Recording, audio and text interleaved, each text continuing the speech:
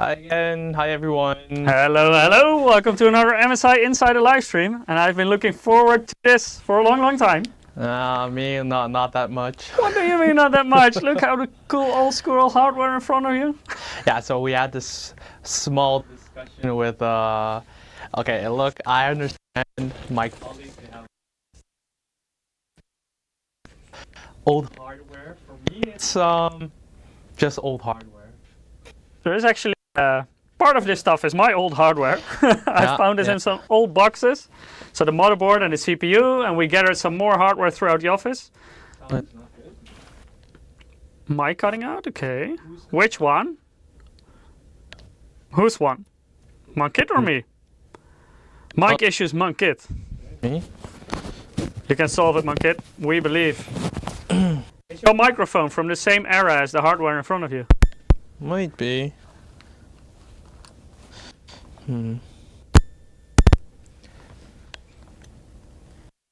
Big Radio already says set those master and slave jumpers. Interesting. Is it still the same, or is it better now, or? Monkit, you know the rule. You break it, you buy it. Sounds good. Sounds good now. Okay, good. Oh, it was the connector. Okay, let's hope it continues to work. Hell yeah, we have Crysis. Oh yes. This one right here. Oh, let's have a good look at this. This. On DVD. Look at this. This is the old school. I see some people already recognize the Zalman cooler. Of course, we have tried the pieces. We needed to make sure that it actually boots. So, it is actually working hardware. Yeah. So Crysis launched in 2007. So we tried to gather a bunch of components from around that era. Because nowadays, if you kind of want to say that a PC is fast, then you have to question, can it run Cyberpunk? Back in the day, the question was, can it run Crysis? And that's what we're going to test today. So the PC, all the components that we're using are from around the launch of Crysis. So the game launched in 2007.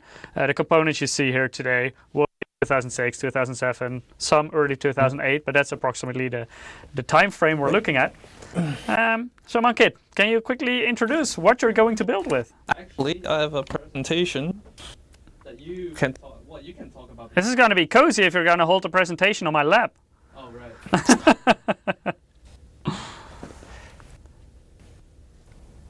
Sesko says Mike is cutting out slightly too, but in a different way. Okay. Maybe the cable's too tight. Hey Monkit, plan. Get rid of your lav mic. Okay. And let's see if this works.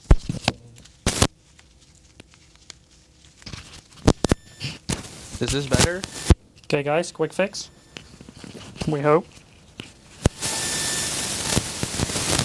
Can you still hear us? Is this better, or? And can you properly understand us?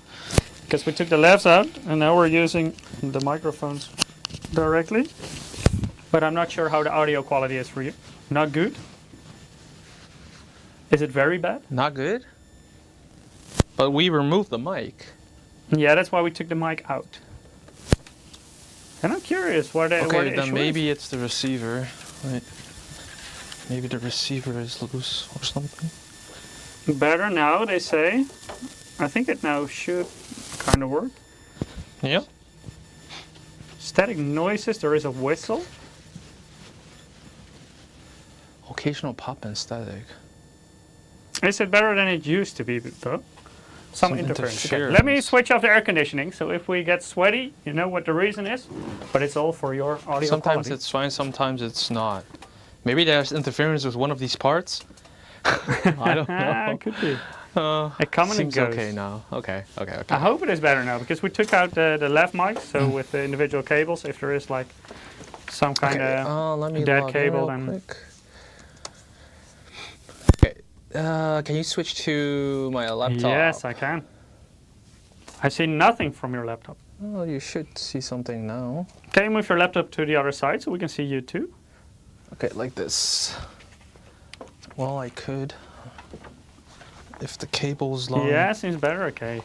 Wait. Good. Then we just continue like this. Wait. It's gonna get cut off real quick. Wait. Oh. One kid already broke something. That's early in the stream. You already broke 2 things now. No. First you broke the microphone and... I needed to have the cable under the table so that Okay. it should come back. Big Radio says, I think Mankit is intentionally sabotaging the audio so he can cancel the stream because this old tech is intimidating to him. It actually was intimidating to him. Not in the least. Okay. So we are using quite some old components. If everybody can... What? You destroyed it again, Mankit. Oh my. And this is your modern notebook and it goes wrong. Now it's the cable. Okay, it should be fine now. Yeah, there we go. All right. Okay, the old school PC. What are you using today, Mankit? Well, first, I think everybody can see the MSI logo. This is something else, right? Old school logo. Old you will school see it logo. more today because we have a lot of components today that still use this old MSI logo. Yeah. So, Michiel, talk about it. Yes. Are you starting with the graphics card? Not even with the CPU? What kind of order is that? Well, that's the order I have right now. Okay. Otherwise, so the 9600 GT, basically based on the same GPU as the 8800. should I start GT? building Sorry? Should I start building, or do you want to show? No, them? let's go through the components. All right. So this is PCI Express graphics card, so not that old that it is still AGP. It has 1 gig of video RAM. Are you sure about that, Mankit? Did you double check this? Because I believe this card was also available in 512 megabytes. Correct me if I'm wrong. GDDR3 video RAM. I can check so real that's, quick. Relatively old. Yeah, there should be a sticker on there as well, I think. Maybe that gives it away. Still PCI Express 2.0. And in terms of connectors, we have 0 that we can use today because it has 2 times DVI and S-Video. And today the monitor we use actually is still an analog one with VGA. And we need HDMI for the capture, so we have 2 nice converters in order to do so. Yeah, TDP of 95 watts indeed. Nowadays that's very rare to have a graphics card with that kind of power consumption. No, I can't find if it's 1 gig or 500. No, there's no sticker on there? No. And this is a cool custom cooling solution. Can you show it in the close-up? Yeah. There you go. So this is with the hybrid freezer cooling. As you can see, it already has a bunch of heat pipes. So not a reference card. Actually pretty nice cooling for the time. And this was before Twin Frozr was launched, for example. Nice, right? Oh, Eric actually Eric is in the chat. By the way, chat, I'll congratulate Eric because I won't tell you how old he got today, but it's his birthday. Yeah, it's his birthday. So Eric, today. have a look in chat because everyone will congratulate you right now. Eric is on a holiday, but he's still watching the stream, I see. Yeah. And Eric has got, of course, he was already working at MSI back at the time. He says, after this hybrid freezer, which was the first one, we got a lawsuit to change the name. After that, Twin Frozr was born. So actually, that name was created because of a lawsuit. You know, Eric should have been here. This is, I think, nostalgic for him as well. Yeah. Yeah, Eric is probably casually watching this from the beach while as you can enjoying see, his it's also birthday. the old logo. Yeah, there we go. Eric says it was a German liquid cooling company that sued us for the name of the cooler. So that's today's graphics card, and let's hope it will be able to run Crysis later on. Then the motherboard. Why is the motherboard cut off? Yeah, why is the motherboard so far away, Mankit? Huh? Wait, change. Is this your PowerPoint skill? No, change to main. Are you quickly gonna fix it? Yeah. So the motherboard. Done. Let's maybe go to the CPU first because that kind of defines what motherboard you have to use. Oh, GigaRam had his birthday last Wednesday. Congratulations to you. Start every story with back in my day. No, he already does that. Yeah, he already does. So this is the CPU that we will use today, and this is actually my very own Intel Core 2 Duo E6600. that I used back in the day. It still works. And the motherboard as well, we'll talk about that later. So I think this is quite a legendary CPU for many of you. This was a game changer. When this launched, I believe that was 2006, it was the first wave of Intel Core 2 Duo CPUs, and it was a big step up in terms of performance. It was also a very good overclocking CPU, so this ran very well with a little bit of extra voltage at, for example, 3 gigahertz, some even did 3.6 gigahertz or beyond. My kid, later on, will you also do some overclocking with it? Yeah, you can clock it to 3 gigahertz, right? I think there's some audio issues again. Audio issues? Yeah, some static, but I think it's the connector then. There is nothing connected in your microphone, No, right? I mean from the receiver. Am I static? Strange. Audio just went static. Okay, let me... Static from me? What did I do? I don't want to kill the motherboard. This is my phone? Let me see if this... Wait, maybe it's my watch. I don't know. I'm going to put the receivers a little further apart, and we actually have a little bit of an exotic setup today, because this graphics card does not do audio over HDMI yet. So we have an analog system for that. That could also kind of influence audio. Is it better now? Because I moved everything apart behind our mixer. I empty my pocket. That may also work. Do you have a lot of magnets in there, my kid? No, I don't have any magnets whatsoever. It changed when it moved. Okay, let's keep it like this. Let's hope it keeps working now. Okay, so it appears to be me. So, just out of curiosity, chat, did you own an E6600? Because I think back in the day, a lot of people had this CPU. So I'm curious who actually had one, if of course you were already building PCs back in the day. Paul says, I started with MSI in 2008. Well, that's actually quite near this time frame. Electro Dicer had the QX 6700. That was a very high-end CPU. E9K had the Q9550. That's already a bit more recent. Was a 45 nanometer one, whereas this is still 65 nanometer. Edwin K had the quad-core version of the CPU, the Q6600. Gigaram had this CPU, still does. Nice, nice. See some more people with Q6600. Static back. Isn't this thing? Uh-oh. Is it this? No, shouldn't be. There's no connection to it. But I don't know where it comes from. Break Twin says a Q6600 and an E8400. I have that one as well. That one is actually currently in our department because I also found that one back. I still had it too. Oh, okay, yeah. So basically the E8400 was like the 45 nanometer version of this CPU and clocked slightly higher, so 3 gigahertz, whereas this one is 2.4 gigahertz.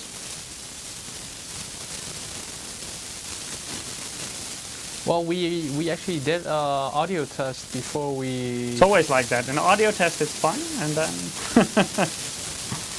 Are there aliens here? What? Static again?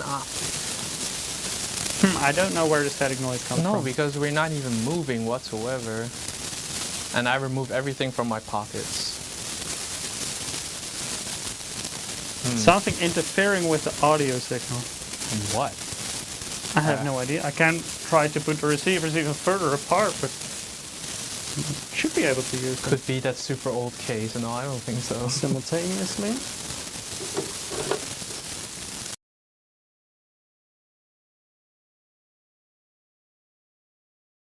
Disappears. Or yeah, the mic itself might be malfunctioning. Or the microphone itself is malfunctioning. Yeah, could as well. Could be. Stop. Okay, let's hope it stays away this time. So when we move, it stops. Time for the motherboard. Oh, it went and came back. Okay, let's do a quick test. Wait, what if I just turn on my mic and turn it off? No, is it gone? It could be Michiel. Is it gone now? Still there. Now let's switch it. Is it gone now? Do I need to turn it off and on? Now it's off. Okay, Monkey, then it's you. Yep, gone. Oh. What am I doing? So you are the static noise. But I have nothing. My pockets are empty. I have nothing on me. Now it's back because I switched back on your microphone. It's back when he grabbed the shirt. Can you reposition your microphone? Bad mic? Broken wire? But we have no wires. That's the thing. Look. Look, guys. I have no wire. Nothing. Okay, maybe plug in your lav again and see if that solves it. Okay. Clear now? It's off now, okay. Huh? So it is you. I have a pacemaker? No. So you are causing static noise, Monkey. Is it safe for me to build a PC when I'm Are you a robot? You grabbed it and it stopped. It's back. Okay, plug in your lav and see if it works. It's the shirt. Can't be my shirt. Come on. What? I thought we would have a fight with the old hardware, but it looks like you have a fight with the microphone more. The red one, right? Yeah. Okay. Crackling like nuts now. Really? Yeah, Monkey is plugging in some. What about now? Is it okay now? I think I have to wait for a bit until chat can respond. Better, seems fine. Yes, it's okay. It's now. okay now? No static. Okay. I don't know Okay, what. Monkey, don't touch it anymore. Okay, I don't know what changed, but Monkey, where are you? Oh right. Ah, there you are. Okay, the motherboard. This is also an old motherboard that I still had laying around with that E6600 in it. It's P6 and SLI. It's not the F version, right? Monkey, are you sure it's the F? Yeah. Are you very sure? That's what. I cannot remember buying the F version at the time. Check the motherboard. If I remember, I asked Peter which one this was. I don't believe you. No, it is the F. It says on the back. Yeah, and what does it say on the front? Yeah, wait, I didn't ask him. P6N SLI V2. Without F. Interesting. Yeah, and on the back it says F version on the Okay. sticker. But let's show it up close. It's an LGA 775. Don't touch the socket. There's no cap on there. Watch No, out. I didn't touch it yet. Good. I'm touching the Not yet. capacitor. As you can see, it has green memory slots, which are perfect when you use green screen. So now we have special edition invisible memory slots. Again, you see the old MSI logo. It has a nice add-in card that you can, there you can see, you can switch it between the SLI mode and the regular mode. In the regular mode, it runs at times 16 on the primary slot. And if you switch that card around, Monkey, can you show that one? The card underneath the PCIe slot? The card underneath. This one? Yeah, that one. Wait. Can you show how you can turn it around? Wait. How I can turn it around? What do you mean? Yes, you can. You can take it out. Oh. Monkey sees this motherboard for the first time, basically. Because Monkey, back in the day, didn't build PCs yet. So this is a very I was like 11 old technology or 12. for him.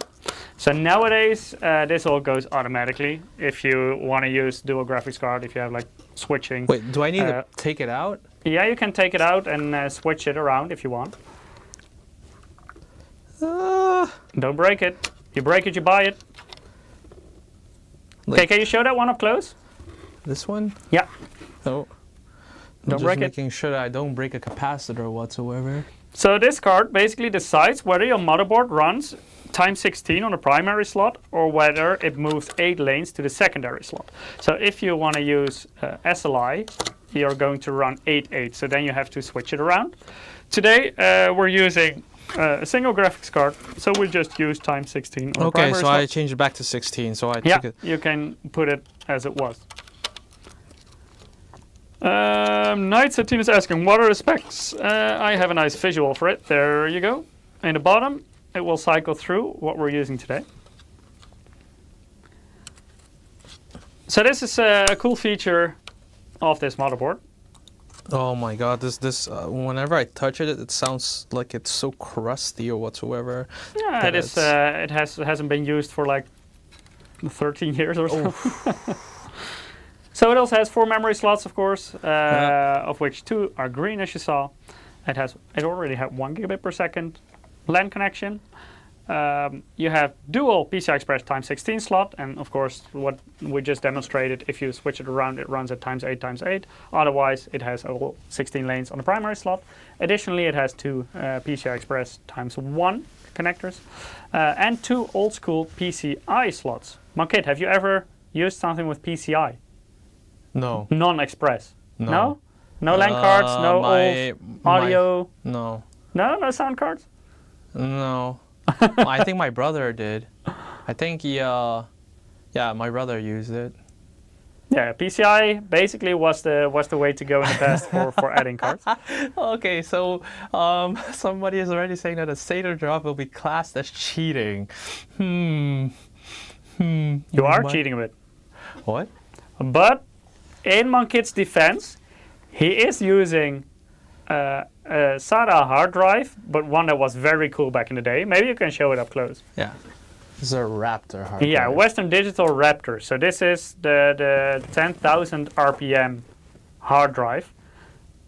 And of course, compared to, this is even from 2005, but compared to a regular hard drive that runs at 7,200 or 5,400 RPM, this was quite a bit faster.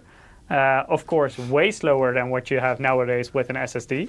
But this was basically the way to go back in the day. Maybe I can show the RAM as well. Yes, we can. These look a little bit different. I see some people in chat that also used Western Digital Raptor hard disk drives. But of course, Mankit still has some IDE stuff. So you have 2 DVD drives, right? And they are not just normal DVD drives. Oh yeah, they're MSI They're DVD. MSI DVD drives. Look. And those are still IDE, so no SATA yet on these.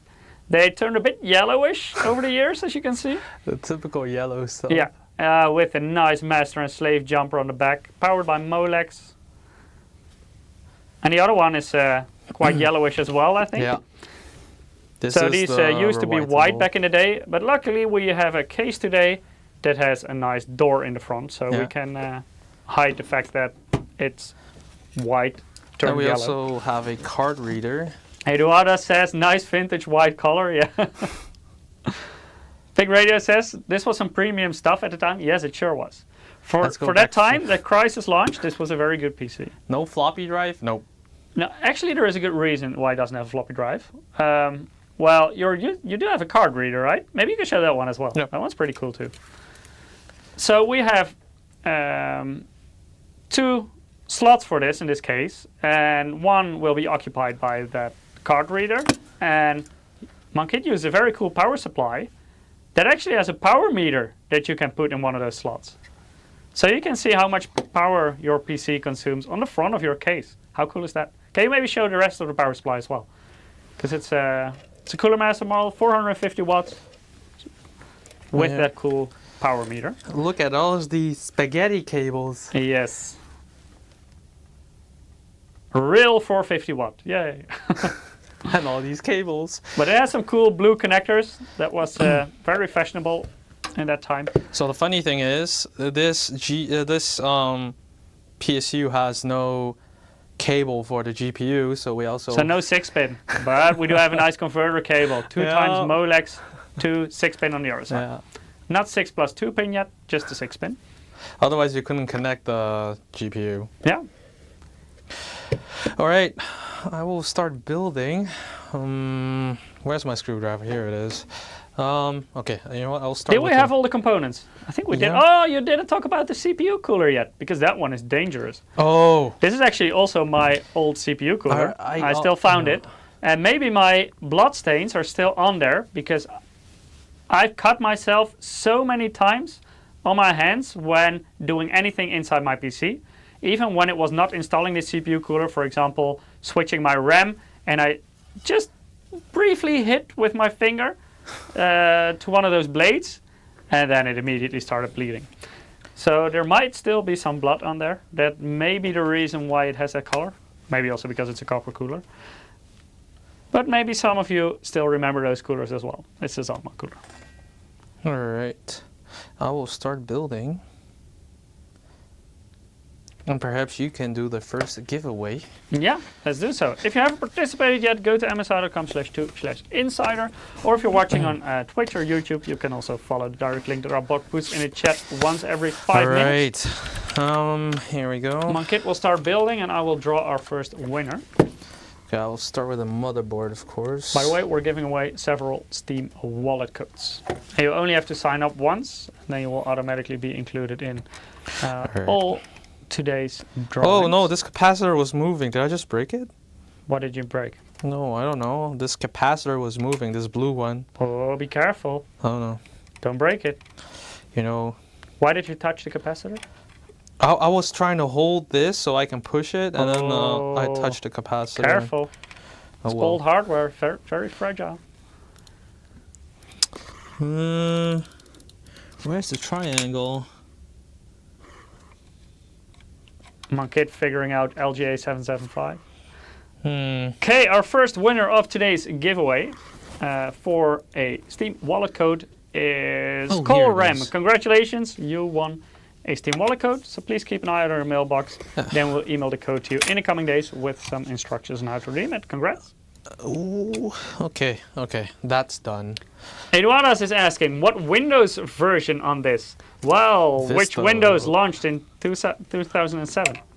I think it was in that year, right? Not sure. Let me check. Yes, January 2007, an operating system launched. Wait a minute. See some XPs in the chat? No, it's not XP. K4M has it. Vista. Yes, it's correct. So we're running Windows Vista today.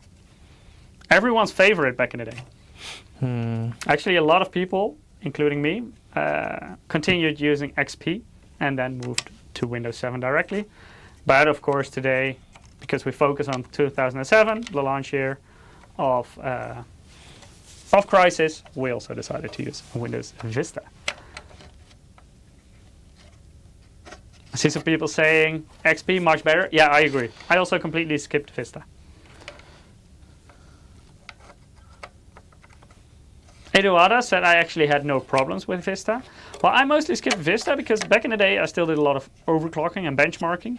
And I used to do a lot of super P, it was called. So basically calculating P up to a certain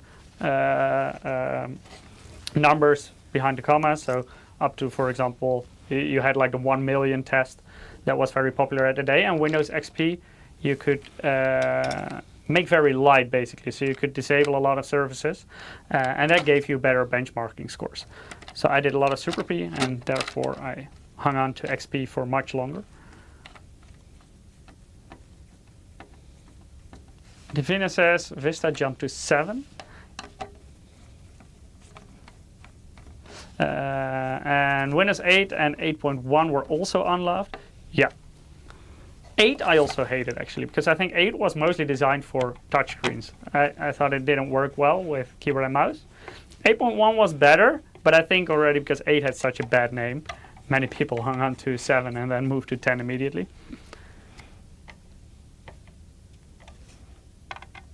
Okay, Mankit, where in the process are you? I just So you put the Core 2 Duo E6600 in there? Yeah, and the standoff and for the bracket for the Zama cooler. Was it this way or this way? Just think logical. And why do you position it like this? So it can blow on the RAM? No, it doesn't blow now. You suck it in there and you suck the air towards the back outtake in the case. Oh, right, because I'm going to use the fan here as exhaust. Okay. But this is the correct orientation. All right. Wait, let me put some cooling paste. Not too much. Just a pea-sized drop. Okay. Power Awareness says Vista was okay, but some drivers. Yeah, I remember, especially with certain sound cards, it could be very tricky with new Windows versions. They just wouldn't work in the beginning because they had no drivers available. Did you cut yourself already? Not yet. Do we already have some blood? No, not yet, but that thing is sharp. Yep. This thing. Tell me about it. It still hurts already looking at it. Why is PC building torture so much fun to watch? I love it. This is the most dangerous part with the CPU cooler. Okay. Oh. Eduardo says, yeah, you can't hold it by the fins. Good old times. Yeah. Well, I started building when the i5 4th generation was out, so I never. Monkit has never built with components from this era. I never had to deal with this pain. So that's also why Monkit is building today. My first PC was a GTX 9. Well, graphics card was a GTX 970. That's very recent. Much more recent than this. Yeah, this exactly when it came out. TechBit says Vista Ultimate was okay. That's actually the one we're running today. So that one is already pre-installed on that nice Raptor. Of course, we will not connect it to the internet because, well, Microsoft, of course, doesn't provide any updates anymore for these kind of operating systems. So as soon as you hang this to the internet, you will have a lot of viruses on your PC. So we won't be doing that. So, Kate, how do you like the CPU cooler? Apart from being dangerous. I don't know, it's alright. Just the whole mechanism is a little bit not intuitive for me. But once you have done it once, I thought this was actually quite a good mechanism because a lot of the cheaper coolers had the push pin mechanism. I wasn't a fan of that one, but this one has like a proper backplate. That's the thing. I never had the push pin mechanism, so I think that's way worse. I think for this era, this was a way nicer system than. I'm only comparing it to like nowadays, like graphics card. CPU coolers from nowadays. Because yeah. Philinox said I missed start of the stream. Well, on YouTube you can watch it back later on. At least you didn't experience our audio issues at the start. Yep. Some nice memory modules. Oh, Monkit, can you quickly show them up close? Yeah, I actually kind of like this design. I wish they... A nice heat pipe. I wish they would make something like this. OCZ modules. Yeah. And this is one of the samples here from the office. You can see it with the sticker on there. Yeah. Also from 2007. Let's see. So this is still DDR2. And actually these are very high-end modules. So the modules themselves are PC 9200, which equals 1150 megahertz. But I think this board is not able to reach those kind of memory speeds. So the board can officially reach up to 800 megahertz with overclocking. You may be able to do a bit higher, okay, I think but 1150 is probably a bit much. That's safe. Where's my I/O shield? I don't know. Still in the case, maybe? Yeah. Yeah, it looks like it. Okay, then it's very lazy. You didn't even take it out, Monkey. I forgot. Of course, you're not used to this anymore. I'm used to like a built-in I/O shield. A good question in the chat: is the RAM in the correct slots, Monkey? I think so, right? Let's quickly have a look. Okay, you know what? Ugh. Ow! Ow! Ow! Oh, all these needles. Is it biting you? Yeah. So is it in the correct slots? Yes or no? Right? And why is it or why not? Is it in the wrong slot?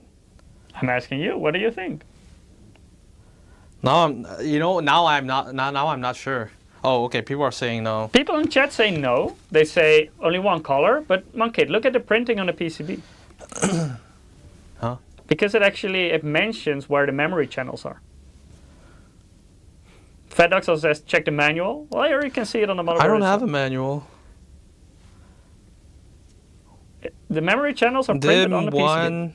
Can you show them up close that the rest can also see it? Oh wait, I placed them wrong. Did you though? Yeah, I did. Show it up close so everyone can see. Wait, you know what? I'm gonna use my phone camera so you can see. Yeah, that might work. Where's my? Oh wait, I need to get my phone. Of course, here. Okay, already lost his phone. Let me see. Here, refresh, I think.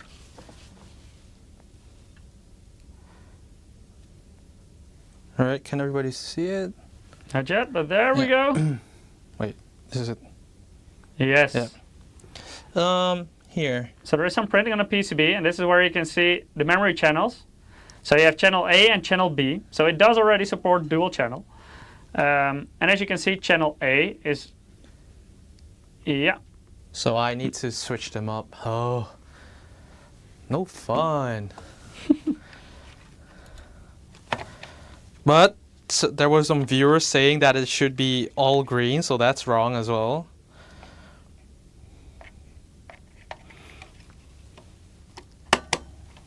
All right, that's closed.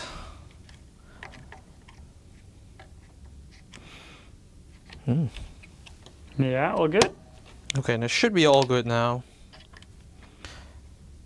You know, I want to like hold the motherboard by using the handles of the RAM, but I don't think that's. No, they're not really carrying handles. They're heat pipes.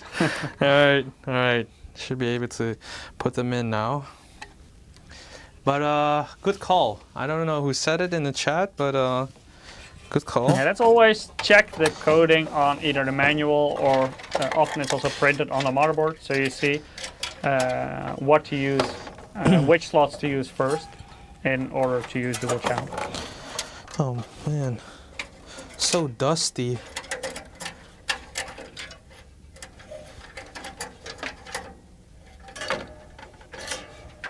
Yeah, it's an old case. You know, we're planning actually to use a different case, but that one didn't support your old school power supply with the meter, right? No, the reader. No space for the reader. Alan says the dust is 15 years old. 15 years old. Enjoy. Yeah, some of it maybe even slightly older. I don't like building with an I/O shield. No? No. Although, like, I've done it before, but just don't really like it. You know, I realized that with computer parts, I'm quite spoiled nowadays. Quite, or very? Very. Say Senpai says, and later play Unreal 2003. That's even older than this PC. And still Unreal Tournament 99 is the best one. Davina says, I realized I still have a spare 5.25 inch DVD drive.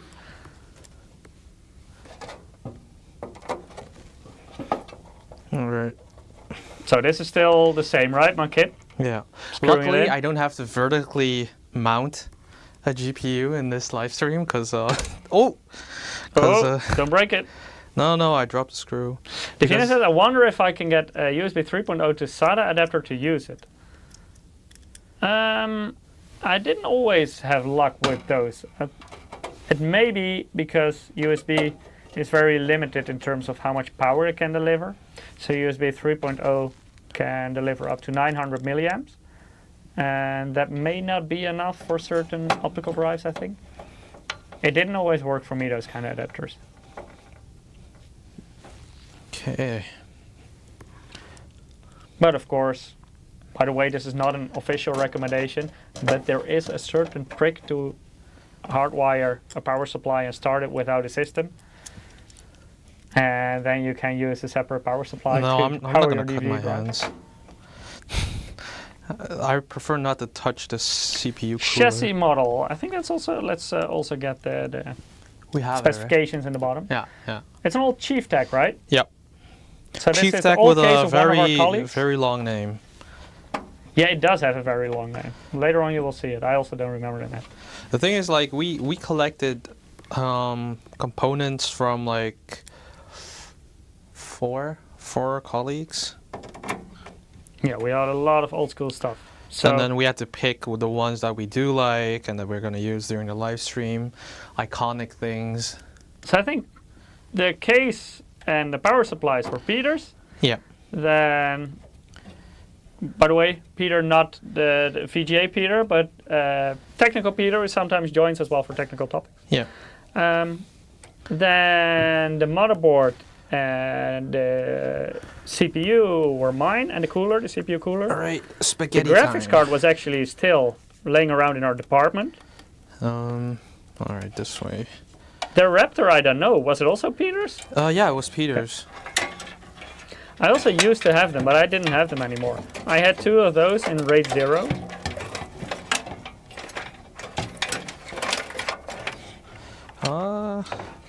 But that's a long, long time ago.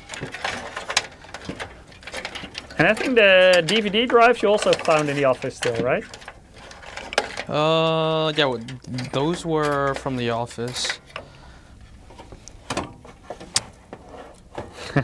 Dennis says if the power supply has a voltage switch, do not forget to switch it to 110 volts. By the way, my kid, don't do that because we'll get smoke if we do. Okay, got it. If you will be in the United States, for example, then you would, of course, switch it to 110 volts.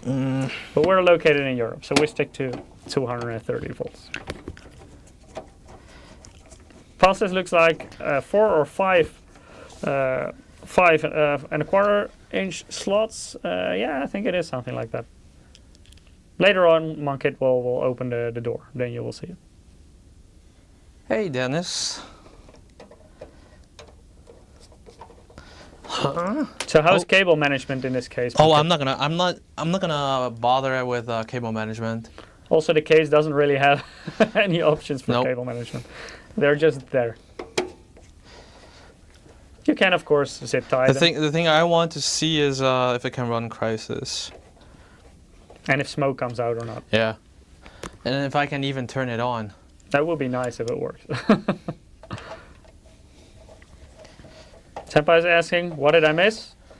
You missed a bit of struggling from my kit. But, So what we did do beforehand is install Vista, of course, because otherwise we could wait the It entire... takes a long time. I almost forgot how long it takes to install an operating system on a hard drive instead of an SSD. That's a big difference. All right. And we also pre-installed Crysis. That also took a while from that DVD. Okay. I think I'm going to put in this. Okay, so the case supports up to 4 5.25 and 2 3.5 inch drives. Okay, that's in.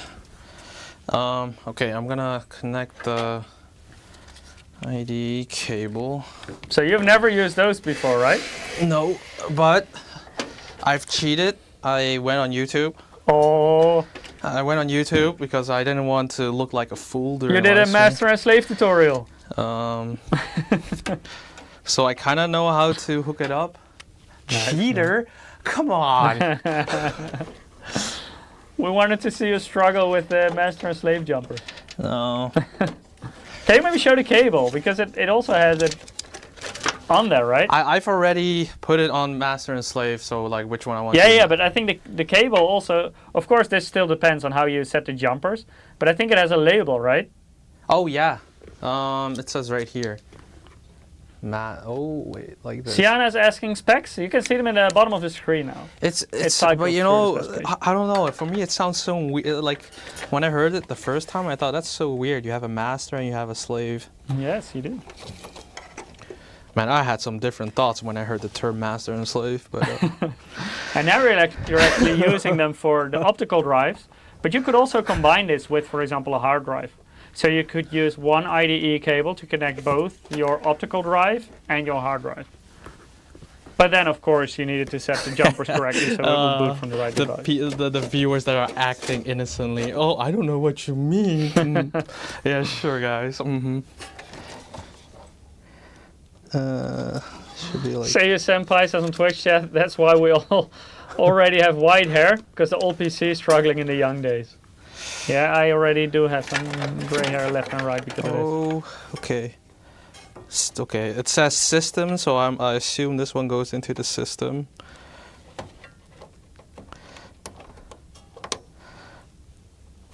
Oh, Don't break it. Oh, whew. Still good? Almost broke a pin. My goodness. It's okay. We have This man has another. never used an IDE cable before. It's okay. We would have another IDE slot. It's okay, guys. Whew. Alan says, my kid not going great, just going bald. Well, after his live stream, he's great too. Oof. Let's see. Dushan says, 9600 GT, oldie but goldie. Yeah, actually the system I took the motherboard, the CPU and the CPU cooler from, still had an 8800 GT in there. But that was a reference model with the single slot cooler. And we wanted to use a nice aftermarket model. That one also had a green PCB, and the motherboard had a red PCB. So this graphics card right here was a way nicer match with a red PCB, custom cooling. It was interesting that so many people actually, like from the chat, actually know about all these IDE and all that stuff. Yep, we have a lot of old viewers, I see. Powerburner says, I used to have IDE cables that were braided in a round bundle. Yeah, the rounded cables back in the day were very, very popular. Mine were not braided, but I did have the rounded cables, but they were like the rubberized ones. But I also used grounded cables. Was also better for airflow. Okay. Because the IDE cables could block a lot of airflow. Wait. I think I'm going to use this for the... Paul says, I'm 55. Alan is 56 now. You guys will make Eric very happy. Because now Eric feels young. And today he's heard from a lot of people that he's turning really old. I won't spoil his age, but let's say he entered a new decade. Oh, no. Okay. Okay, this should give it power. So Monkit is still quite young. He's still in his 20s. I mean, I'm turning 30 next month. Ooh, it's gonna be a painful moment, Monkit. That's fine. My friends have been making jokes all the time. Gallerby said Eric finally reached his 20s. He wishes. This one goes in here, yeah. Sam, my wife, says, the struggle. Back in the day in college lab, I was always in sweat just by connecting these cables. You forgot the screws. Which screw? For the Now this is actually drives? a pretty cool case. This has a mechanism to lock the drives in place. So this is already a very modern case for that. Oh, for the drives. No, Yeah. We don't have screws for the drives. But it is like a locking mechanism. Yeah, it's a locking place, mechanism. Yeah. I didn't lock it. Yeah. Okay, now I need to give the hard drive power. Oh, those nice blue Molexes. Just a pity that the floppy power is still a white connector. No, not this way. This way. Where is it? No, my kid, you see those things, you have to press them together. So you need to pinch the connector, and that's how you put it in. Oh. These were already fancy Molex connectors.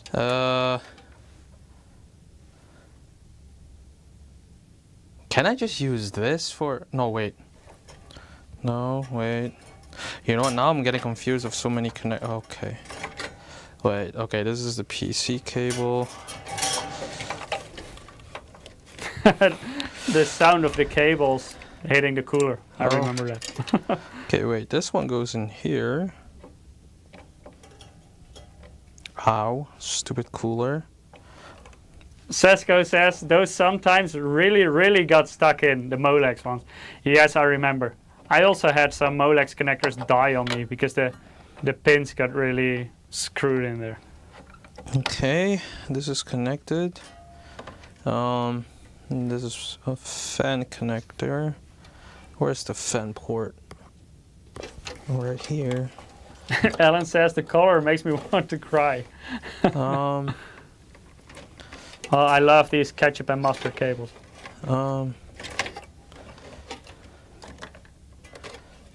Wait a minute. Yeah, Finlix also says ketchup and mustard. Yep. Oh, here's another fan port. Mr. Mastodog says, in those days, liquid damage mostly came from your own blood. Maybe that was the reason why we were already using red PCBs back in the day. Okay. The 20 pin for the motherboard.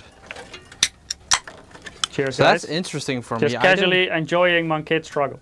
I didn't know that in the past they use a 20 pin, not a 24 pin. So, Can you show it up close, the cable? Yeah. So this is already a little bit shorter than the motherboard pin from nowadays. Cheers, Fact Tom. Hmm. No Rest says, if you didn't bleed a little doing a build, you were doing it wrong back then. So, Monkid. So I'm doing it right. That's what you're saying. Yeah, can we already see some blood? Nope. Not yet? Nope. My goodness. Because you guys have warned me about the cooler, so if you didn't tell me... Yeah, we shouldn't have. We should have said that it was a very user-friendly cooler. Not dangerous at all.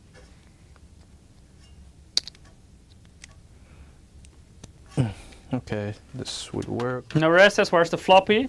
Well, both 3.5-inch slots were already occupied with the card reader and the power meter that comes with the power supply. But I thought that was also quite a cool old school feature. A small screen at the front where you could see how much power your system used. Nowadays, of course, you can do this digitally. For example, our AI series power supplies do that. They have like a digital readout. So in MSI Center, you can see the power draw of your system. But this is still an old school analog meter. Okay. That you put in the front of the case.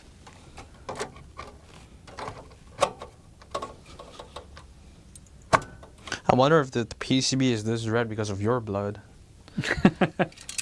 Could be. Card reader.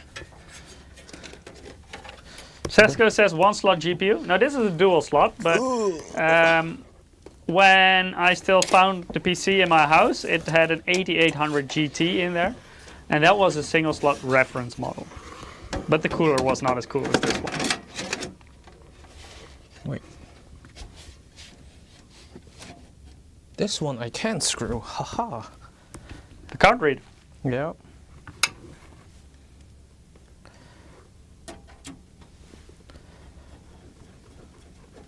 Sampa says, I have floppy disk. No, we didn't have any 3.5 You know, inch drives. besides the master and slave stuff, this is very straightforward for me. But luckily, I didn't have to do it. So the card reader is just a USB 2.0 header, right? Yeah. Can you show it in the close-up? We can see it. Yeah. Wait, but it only uses 3 pins. It only uses one side, so you can still use the other half of your header for another USB Yeah. device. I'm trying to see which one is the USB header. Okay, JUSB.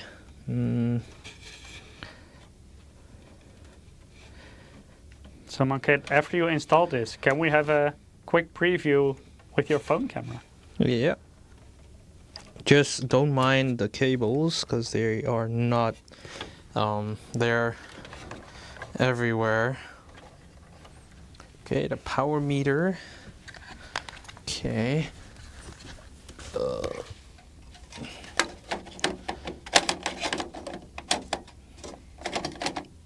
The power meter matches very well with that case. Okay, how do I give the power meter power? There is probably a cable sticking out from your power supply that you need to connect to it. Okay, I think it's this one. If you see any sparks while booting, you know why. Only sparks or smoke too? And flames? Or flames. Okay, I think of everything connected except the front Do we have panel. a fire extinguisher somewhere here? Just for safety measures? Wait. No, wait. Oh my god, these cables, they're driving me crazy. Ah! Okay, can we see the inside? Curious. I'll show you the final result. The very well cable managed result. Okay. Front panel. That's the only thing left.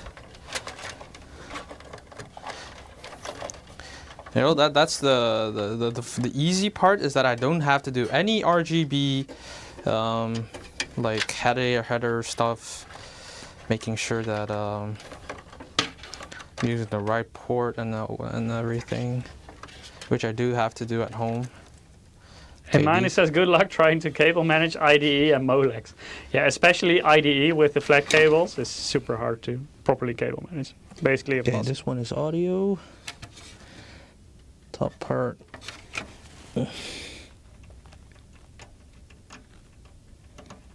Okay. So actually, instead of RGB lighting, Monkit, people had these neon lights in their PCs. So the CCFL ones. So those were like small tubes. And you had them in different colors, but they were always single color. Or you also had them in UV. So for example, those nice blue Molex connectors, they would basically light up because of the ultraviolet CCFLs. Those used to be cool as well.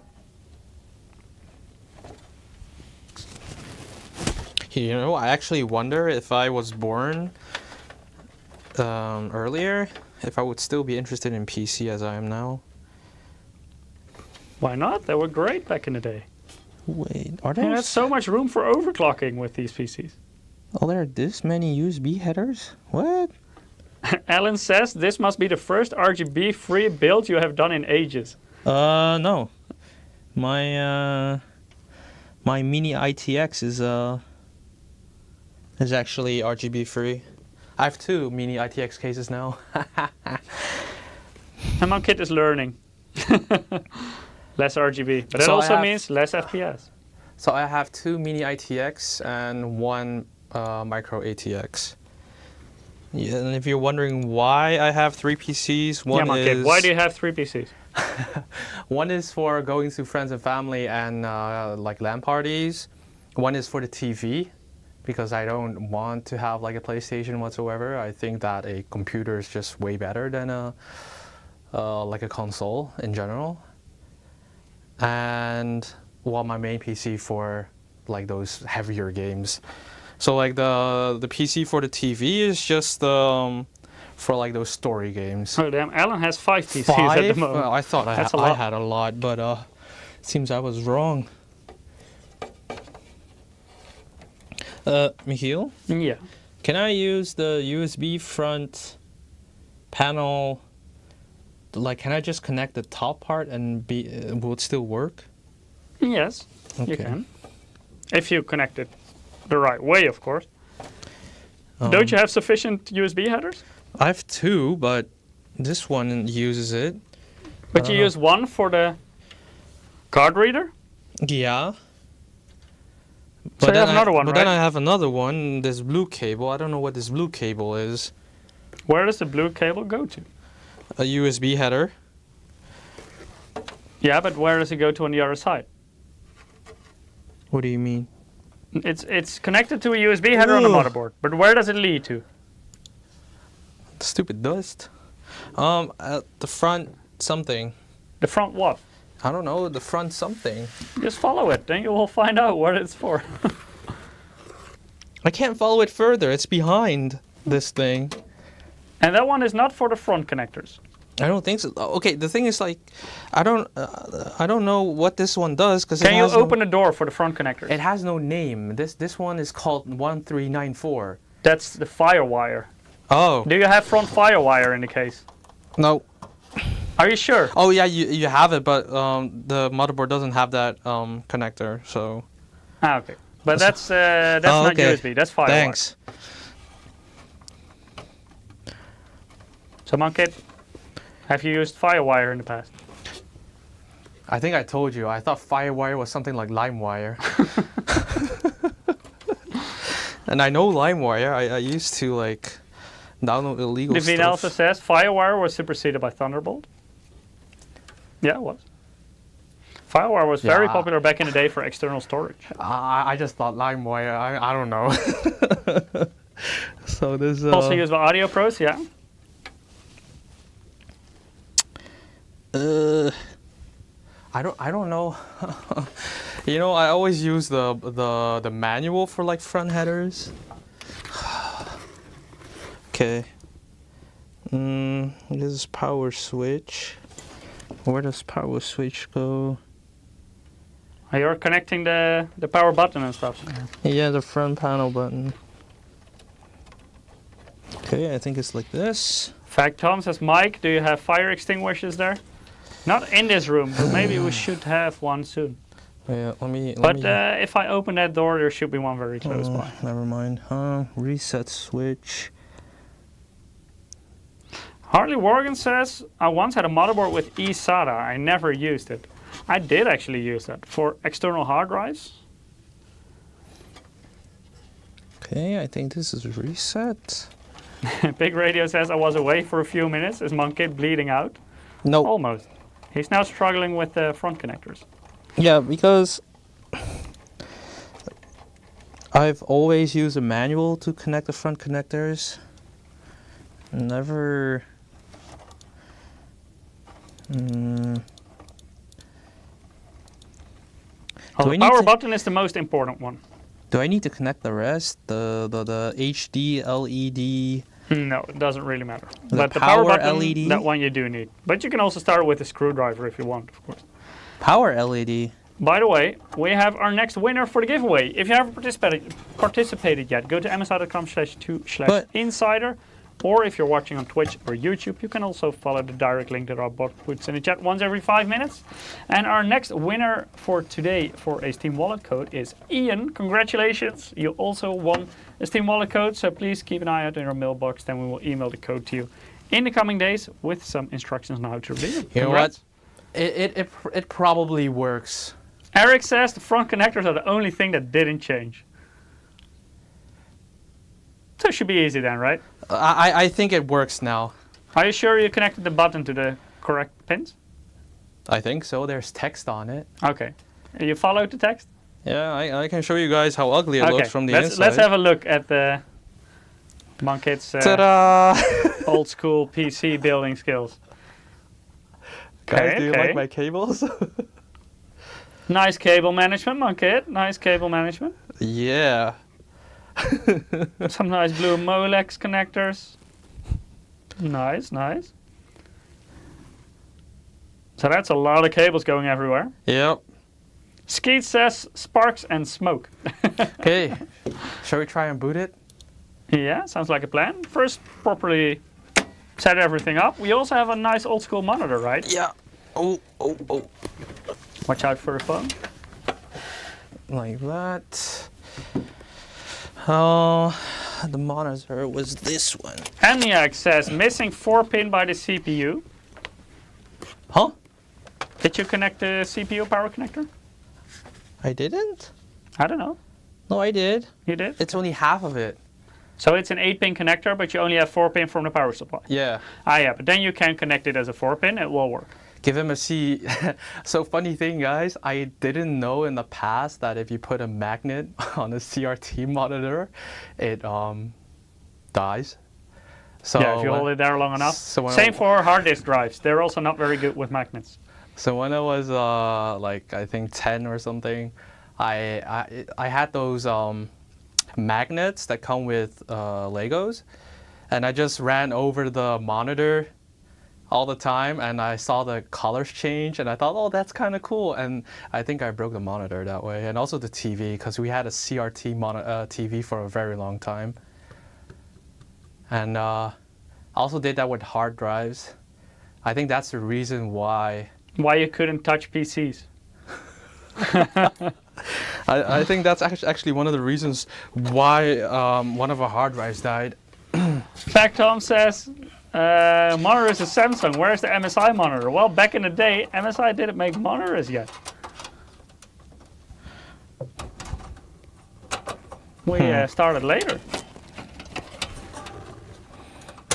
I see some people wondering why we didn't use a CRT.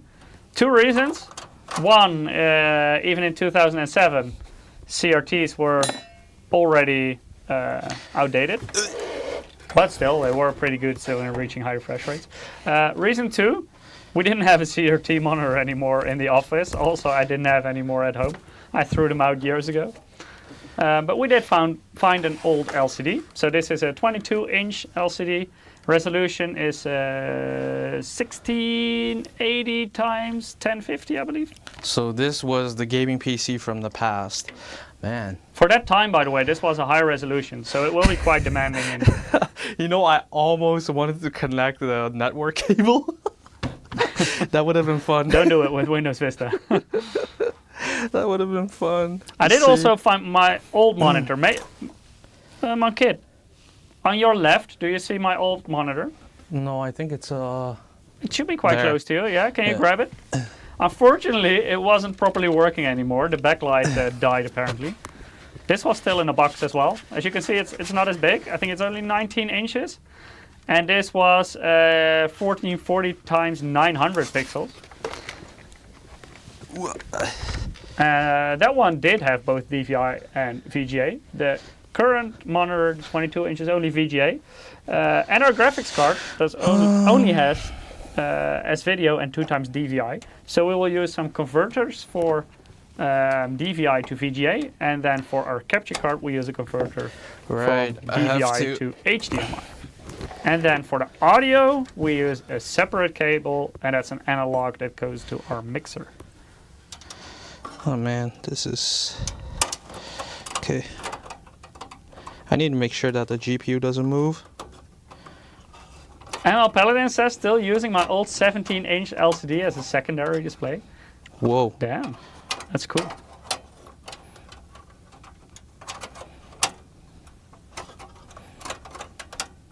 What are you breaking, Monkey?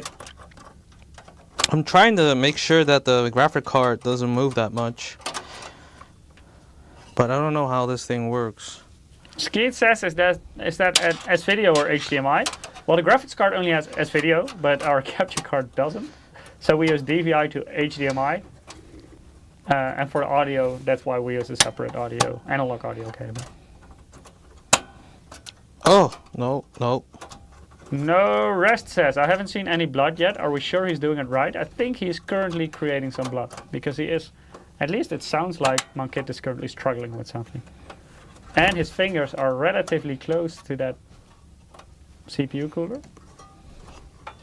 So we could be in for some blood. Ow. Robin says, please know Vista used Windows 7, but Crysis launched in 2007. Windows 7 is too modern for this. Emmanuel says, hope for you that the capture card supports the monitor's resolution. It does. It actually does support a lot of different resolutions.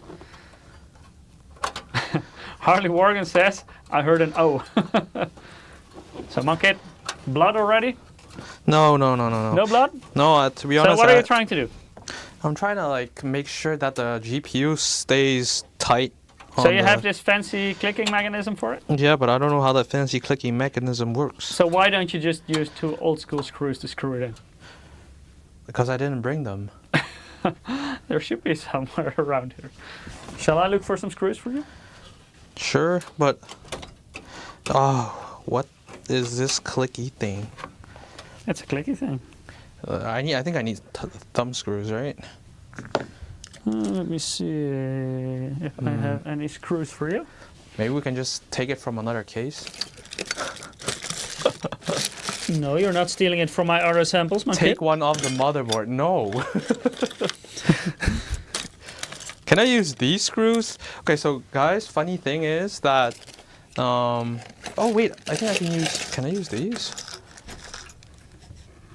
Let me check if I can use these. I did find one screw for you. I think this should work, at least to screw it in. Do one of these screws work? Oh yeah, that should work as well. Oh, it actually has a nice screw holder. Yeah. So you make me search for screws for nothing. You know, this is quite like cool. Can you maybe drag it a little bit to the side so people can see? I'll show it with my phone cam. Okay.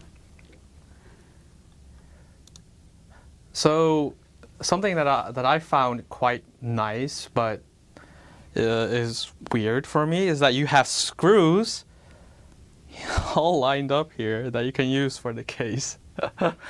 It's perfect, isn't it? It's perfect. Okay, steal them and screw the graphics card in instead. Well, let me see if I can. Skeet says, I want to see this machine play a game. Well, we will try to run Crysis on it. And let's see if it works. Okay, it doesn't really screw it in. Fijo Mayo says, that monitor was my first LCD. I had one before. I first had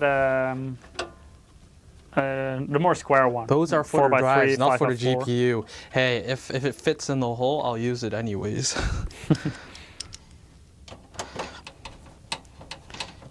If it fits, it sits.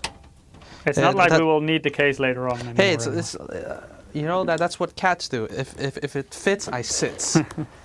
Okay. That's a big case. Okay. So I'll turn it the other way around Perfect cable management. to show you guys this one. So we needed to use converters. Can you show it up close? What kind of converter you're using? Oh, I think the cable's not long enough this way. I'll use my phone again. No, but maybe show the converter up close. Oh, Just hold it in front and then you can keep it in that direction. So this is DVI on one side. As you can see, it only uses a couple of pins because we need to take the analog signal. And it will go to VGA, and that's how it will be connected to the monitor, because this monitor doesn't have a digital connector, so it doesn't have either DVI or HDMI or where's the whatever. DVI cable? DVI? You're looking for VGA? I mean VGA cable. It was somewhere on the table. Maybe you threw it off? Oh, here it is. I got it. Okay, nice. All right.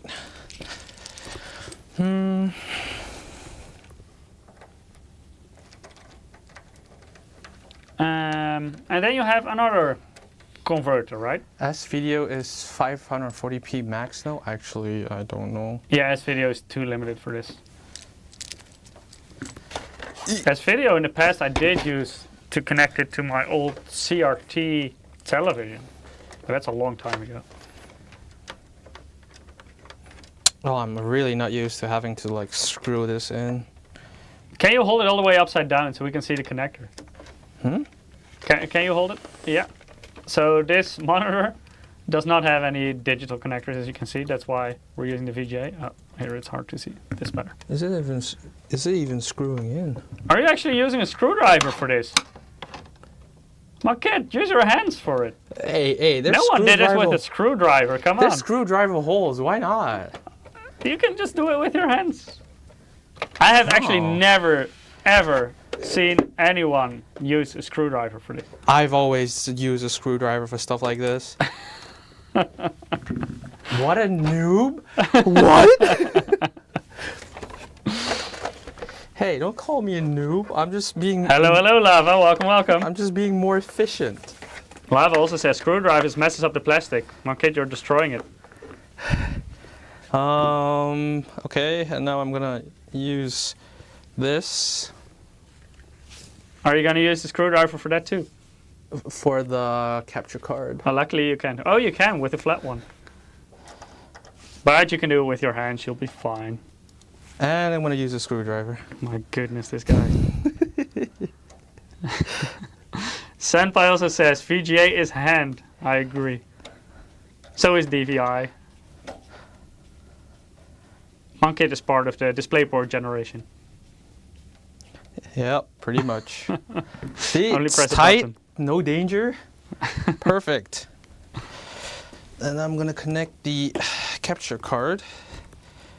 Dima's asking, hi Mike, from where did you get all these parts? MSI warehouse?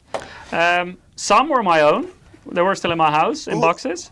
Okay. Some are from a colleague. Some we did indeed find in the Oh, office. sorry guys. You So the might have case heard and the power a lot supply of noise. and Western Digital Raptor came from a colleague. The motherboard, the CPU and the CPU cooler used to be mine in the past. The graphics card was still in our department actually. And also the DVD drives were still here at the office. And the memory as well. I need a So that's how we gathered everything together. Need a power cable for the monitor. Lava's asking, how fast is a CD burner? I don't know actually. I think this is still quite a slow one. It's still one of the IDE models. The SATA ones later on used to be faster. Okay, But shall this we is try and see if it boots? Oh, there we go. You already dropped the capture. Oh. Luckily, I have a button for you, my kid. That one. Okay. Moment of truth. Okay. And broken. It works! It does? Yeah. I don't see anything on the screen yet. Just wait. Is the monitor even turned on? Where are the flames? Can you guys hear this? No flames? No sparks? I do hear the hard drive from where I'm sitting. No rest, that's a very good point. Running is one thing, booting is another. Oh, I do like the sound of that Western Digital Raptor. Wait, can you go to capture and see if it works? Oh, I do see. Oh, and it's Wait. gone. Nice. See? It does actually work. Wait, do I have screen? Oh, I have screen. Yeah, you do. You can turn it around. We can watch with you on the capture. See, guys? There, Windows Vista Ultimate. With the nice widgets on the right. We even have like old keyboards. Not that old though, but older. Oh, can you show them up close? They're very pretty. Yeah. So this is a very old MSI Star Type keyboard. And you also have a Star mouse, right? Yep. With some very nice tribals on there. There we go. Wait. What's in here? Those are weights, so you can make the mouse lighter or heavier. Oh, those are based on weights. your preference. Oh, That was okay. still a thing back then. Like nowadays, people want a mouse that's as light as possible. But back in the day, you had weights to adjust this.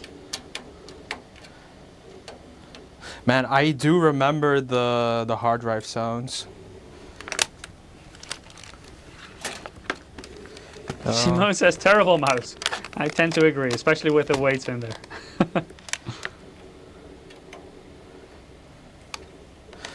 Yes, it works. It's a miracle. See, and I didn't even bleed. Can you turn the PC a bit? So we can see the wonderful front of that case. And can you open the door for us as well? Oh yeah. Maybe I can show you guys the power Yeah, meter. show it. Wait. Oh please, oh please. So we can see the power consumption in the front panel. Okay, can we go to the mobile camera Yeah, we so can. I think I can show you.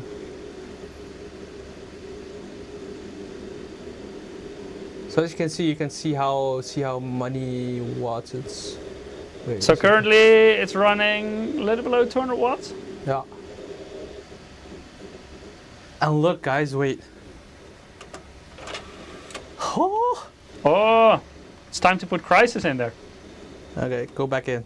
Oh wait, I need to put it. Do I put it in the first one or the second one? Whichever you prefer. Okay. Second one it is.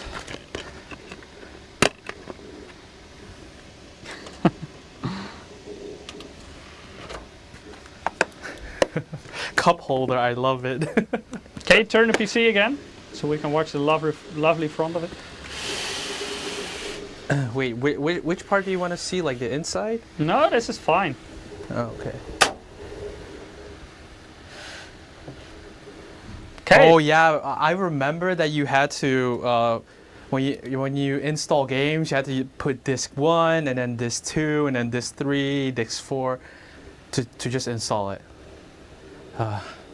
I see a lot of people did the same thing I did back in the day. Use it as a cup holder. Was perfect for it. That's what I do miss most about It's a optical DVD drive. burner, not a CD burner. Talk about fancy. Yeah, yeah. So we have Crysis installed on there already. Why is I it also not- installed Fraps. Do you guys remember that? And that's to see It's not the frame rate recognized- later on. Okay, so I'm used to like just plugging in USB, and then it would work. But it turns out that it doesn't work like that because my mouse and keyboard is not working. So I have to reboot this whole thing. Are you sure? USB should be plug and play even back then. No, because I'm not, it doesn't work Where did you plug them in? in the back. Are you sure those ports are still working? Try different ones. I'll try a different one. No, because like I have a logo right there that is looking for drives or something. Oh, no, wait, never mind. There we go. Maybe it was still installing drivers. That could have been the case. Oh. Okay, wait. You wanted to, you wanted play to... Crysis. Oh, you wanted to OC it, right? Yeah, we can do that later on. Okay. But let's first play some Crysis. Later on, we'll try to Wait, do I have fraps? at least turned push on? it to 3 gigahertz. Okay, fraps. I think fraps will automatically start, right? Not sure. I'll just turn it on just to be sure. Okay. Aditya's asking, is Crysis the original one or the remaster? I think this is the original. This is the one. original one from the original DVD. I mean, to be honest, so Davina Duckworth from YouTube is saying hard drives are slow as boot volumes. Well, nowadays, I feel like it's just as fast as AM5. Like if you don't have that context restore option turned on, I think it's similar. For me at least, when I didn't have it turned on. That memory context restore, I think. You know what I also like is that you can press escape to skip everything. Nowadays you have to watch through everything. All the commercials. Nariki says widget on desktop was also cool. I think that was one of the Hey, I'm getting very fancy 700 new things in FPS. this. Huh? Come on, kid, new game. Oh, you broke it? Did I just... Did you just break it? Did you crash? I think it crashed. My goodness, Monkey, what did you do with it? I did nothing!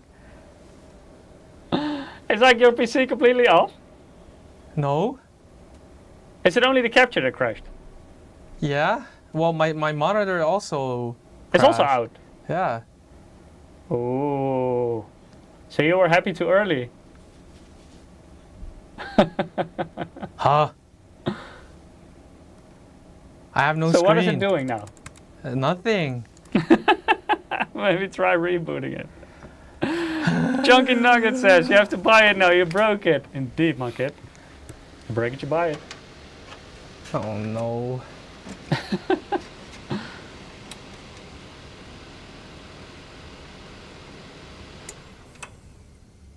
Is everything properly set up in... Oh, yeah, good point, Mr. Masterdogs. Mr. Masterdogs says it was the capacitor.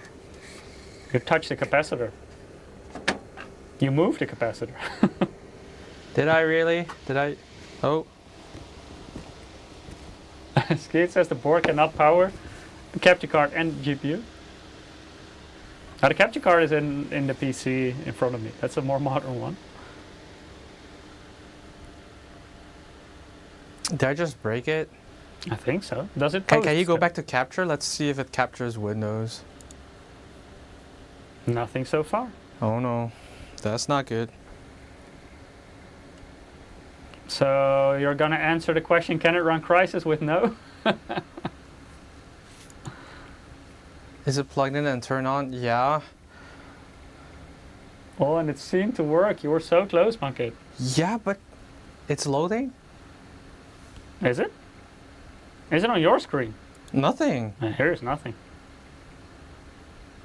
Come on, kid. Ah. The best part. Troubleshooting time. Let's go. Okay. It was booting. Everything was working. But now... Is this the same I have a static red issue? light here. What does that red light mean? The red light, I think, was on by default. Oh, okay. Just a power LED, I think. Try clear CMOS. Can you make it post without the capture card? Not sure. So we're moving from building with Monkit to troubleshooting with Monkit. Okay, you know what? Forget the capture card, I guess. We can plug it in later again if your system works. All right.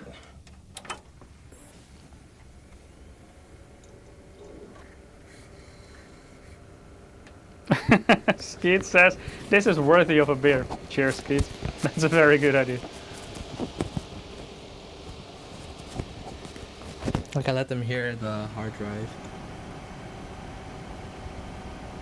But does it post now? Actually, I don't know. Oh well. You actually broke it. Did I really break it? Come on. Try to clear the CMOS.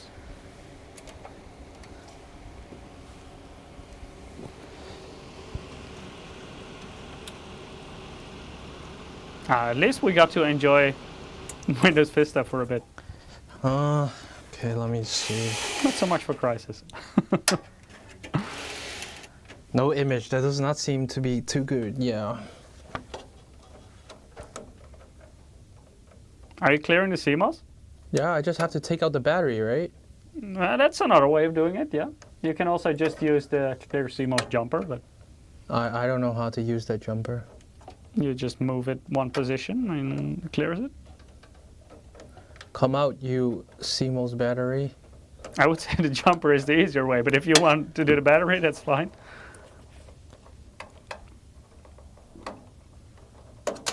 Oh, there it is. When do I put it back in? Like after, do I have to like hold this in? No, just try to boot it.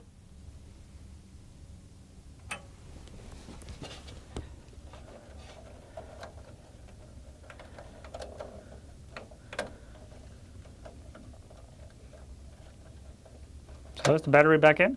Yeah, I'm trying to put it back in.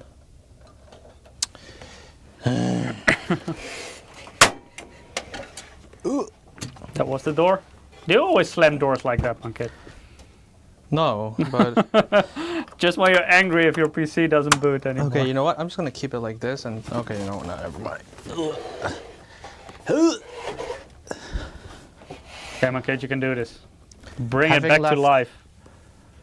Okay. It's only 17 years old. It's too young to die, Monkey. Oh wait, power supply. Oh! When you switch on the power supply, you knock out the capture. Is it switched on now? Yeah. Does it post? I don't know. I don't see anything on the screen. I love the worry on your face. Perfect. You know, if it were my dad, he would just slam the computer and hope that helps. Back in the day with CRT monitors, that was a perfect way. Oh, do I? No. What did it do? I thought the monitor was blinking differently. But it didn't? Give it time. Okay, okay. But it's a Raptor, and it was booting quite fast the first time. Until you broke it. But what did I do? You broke it. GPU is dead? Nah. No Rest is asking what's the boot order. I think it should default the SATA as the primary boot device. So that should be the Raptor, if you don't touch the BIOS at least. I mean, the graphics card is still working. The fans are going. Nothing. No. Try taking out the memory module.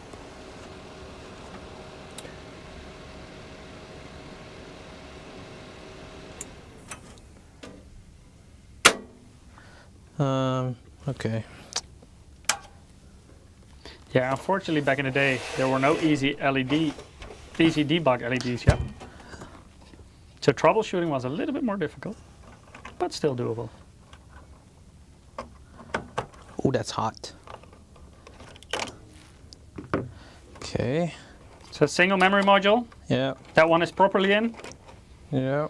Are all your power connectors properly in? Yep. Let me remove the. Maybe the port died or something. But you also didn't get any image through the capture anymore.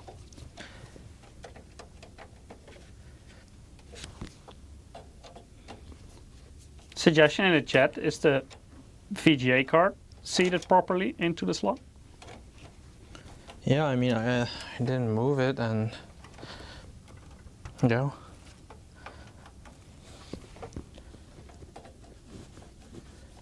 What are you trying to do at the moment? Remove this part. You're still using a screwdriver for that. I think that was the problem, Ankit. You used a screwdriver where you should have used your hands.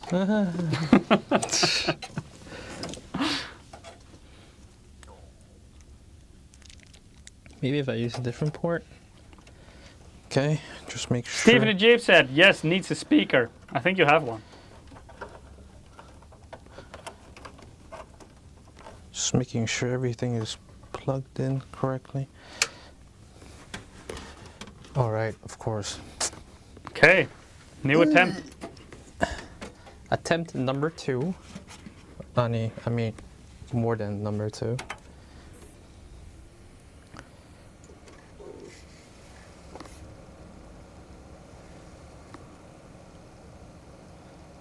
That's what we're missing, the post beeper. Yeah, you could connect a speaker. You do have one. It's on your very left on the corner. I have post. Yeah, it posts. Press ref. Okay, low default. Press F in the chat. What? Okay. Wait, I can show you guys. Wait. Oh wait. Why is everything all pink?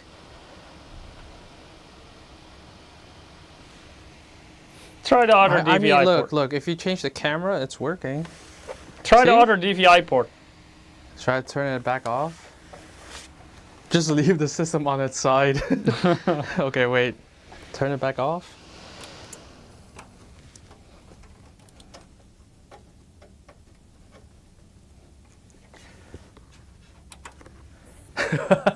No.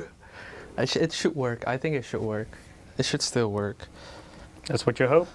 Yes. Ah. Nice. We're back. Okay, now let's try again with 2 memory modules. And let's see if that works again. And then slowly we can build up. Okay.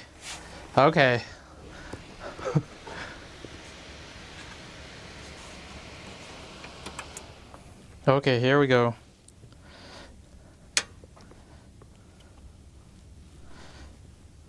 Okay, adding another gigabyte of RAM.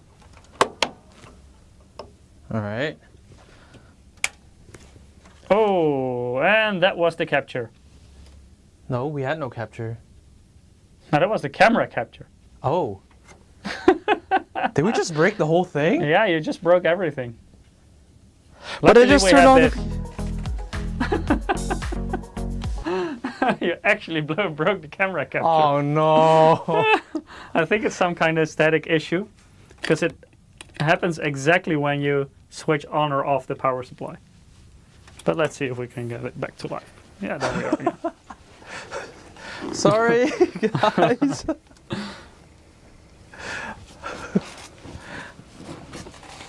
Okay, does it still post? Not sure. You guys can watch with me, but I don't think so. I actually really think it's the RAM. Could be.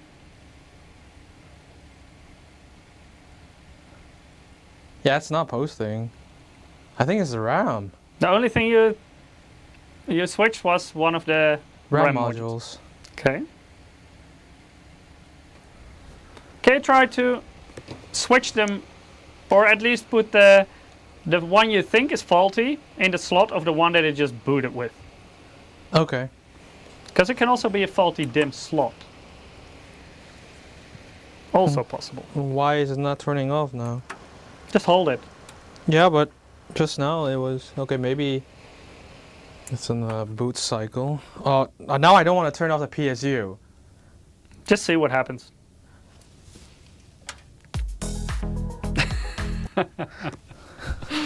Sorry, okay. Just annoying you. Okay. Took it out. Try the other slots. Or move them. You can move what? them. I'm gonna. One. You actually killed the camera again. Oh. So when I don't joke around with my technical difficulties, you actually create technical difficulties. Let me replug this. It's quite a talent how you keep breaking the camera. No, I think it's the RAM. Because now it's not booting either. Okay. Can I try something? No, PC's not dead. It's just not booting because of the RAM. Let me try something. Okay.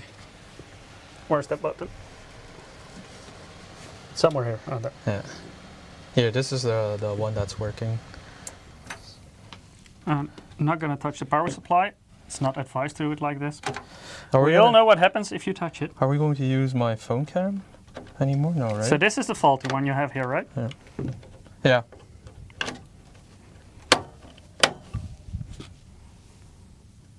Okay. Oh wait, I'll stand at the camera. I'll replug it. No, I don't break the camera, so this will be fine. Oh wait, you didn't turn it off, right? No, I didn't. Oh, okay, never mind. I'm not like that, breaking the camera all the time. Wait, let me remove this so that you don't. Let's see if this works.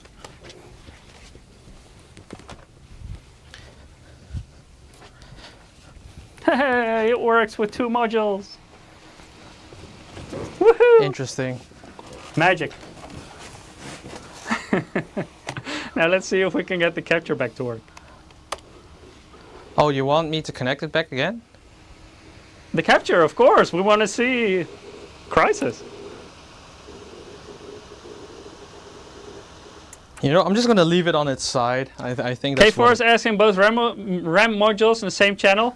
No, but I moved both of them one slot, so I think it was a faulty RAM slot.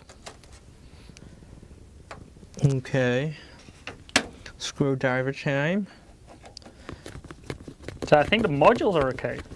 I think one of the RAM slots isn't. Okay, but let's see if it continues working, because last time it dropped when we booted. When we booted the first time, it worked. But at least now it posts with 2 modules again. All right, let's see.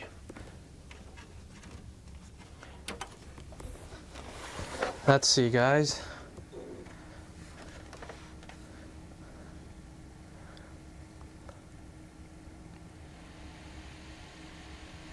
Will it still boot?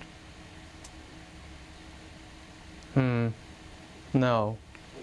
You touched it again. What did you do? Hey, I just put in the capture card. That's it. And then you may have image here. Yeah, you do. Okay. Okay, start Windows normally. Because it will duplicate efforts in Windows. But now it detects the capture card as the primary. I can't press enter. Press enter harder, monkey. Smack that enter.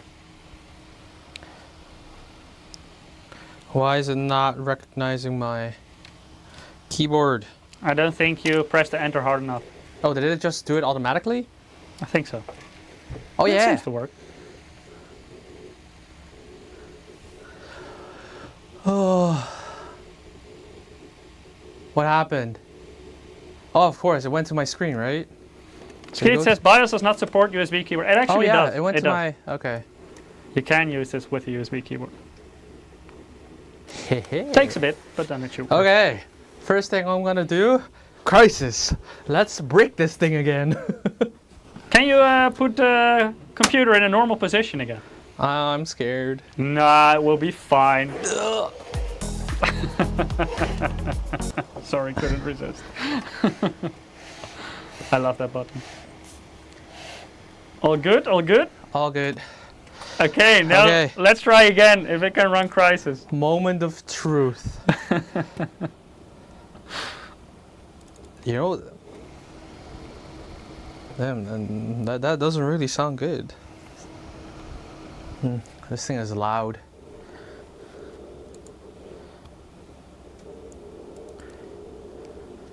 All right, let's try it again. Moment of truth. Guys, this is the sound of the hard drive.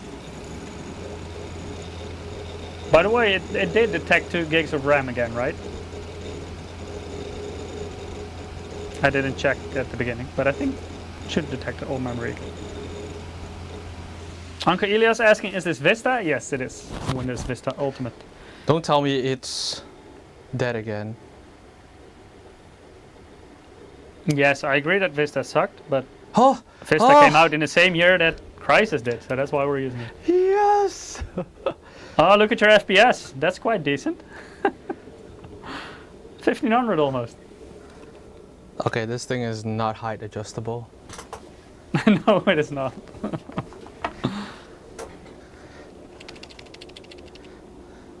Okay. Now let's see if you can actually play. Okay.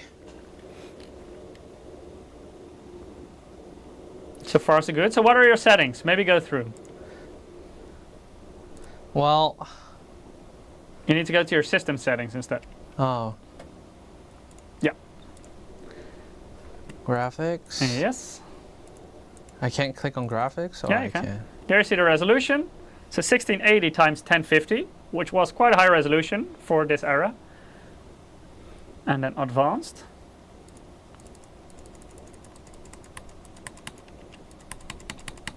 Are you gonna press advanced or what? There we go. The low, high, low, low, low. So where do you want to start? Low or high? You can have the preset in the bottom, yeah. Start with very high. Oh, this is gonna be demanding for this system. Okay, so everything maxed out apart from anti-aliasing, which is currently switched off. Delta. Huh? Did you click Delta? Oh, lovely. Oh, he's gonna get his ass kicked. 3 FPS? Oh. No, I barely have any space here on the monitor.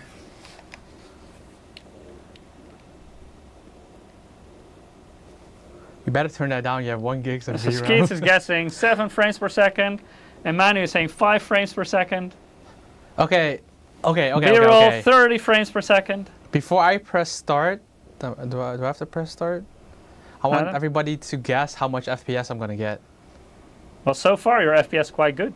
Yeah, but I'm not gonna press any key yet. Okay, 13, Graphics says 26. 13, Narky 26, Arizona Eagle 35, 20. Mr. Mastrox 20, Alan 2, Overkill 23, Little Pig Boy 24, Power Burner 10, Wesley 27. Alright. Okay, let's have a look.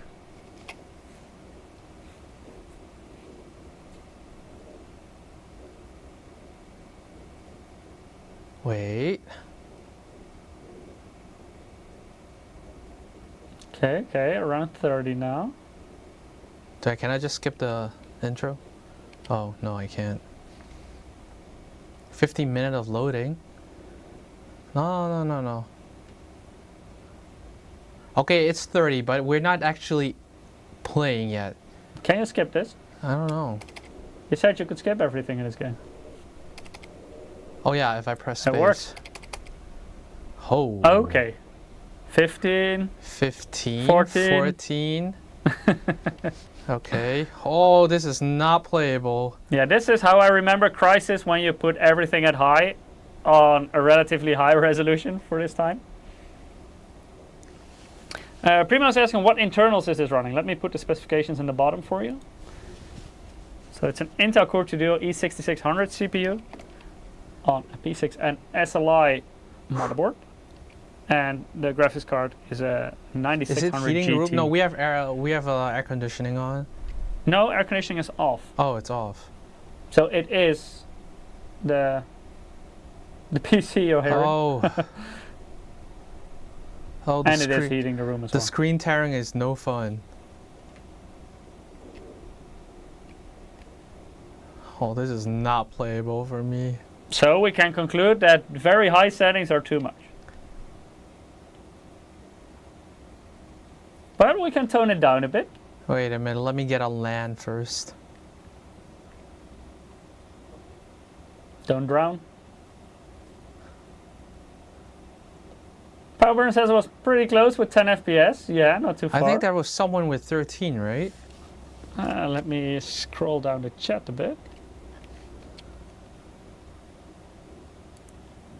Yes, Gravex said 13. 13. I think he's the closest. I think that was a very good guess. Okay, let's see if we go to low. Why not first high?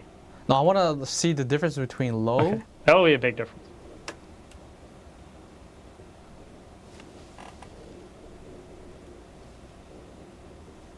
Did you click yes? I think so. Did you properly click yes? Yeah. Did you destroy the system again? No. Oh, there we go. Oh. Oh, this is more my thing. Very playable now. Oh, this is playable. Let's go. A bit of screen tearing still. Yeah. But yeah, G-Sync was not a thing back then.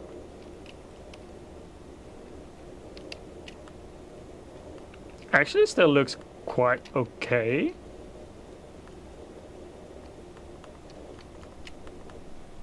Okay, let's go to Apart high. from the tearing, it's quite okay, I think. But when System looking at set. this, I'm very happy that we have adaptive sync nowadays. So your objects quality is still at very high. Is that always locked at very high? Yeah, it's grayed out. Maybe you need to restart the whole game for it, I don't know. Still an ugly screen tearing, yeah. For sure is.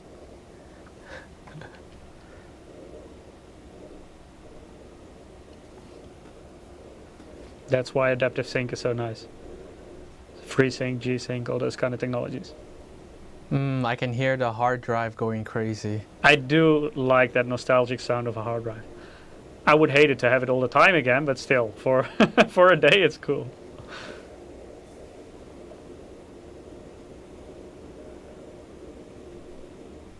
Oh man, it takes so long just to switch settings.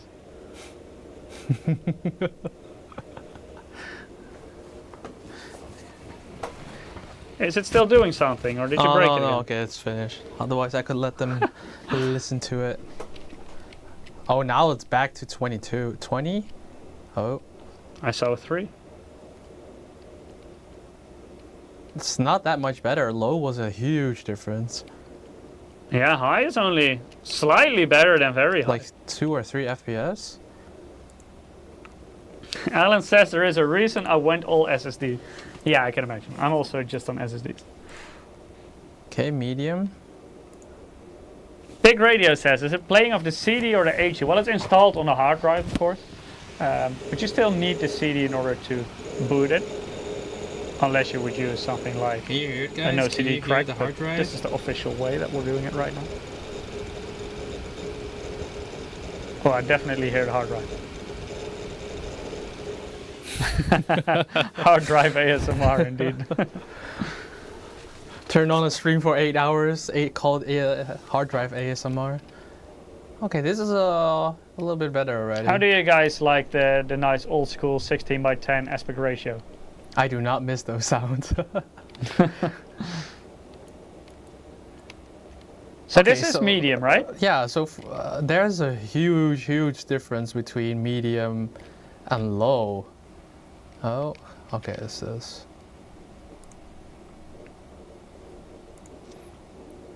By the way, it's not crashing. Monkit was just opening up the console. Rictaldo says, how is this lagging so much? Well, Crysis was a very demanding game back in the day, and it was it became a meme for a reason. So the question always was, can it run Crysis?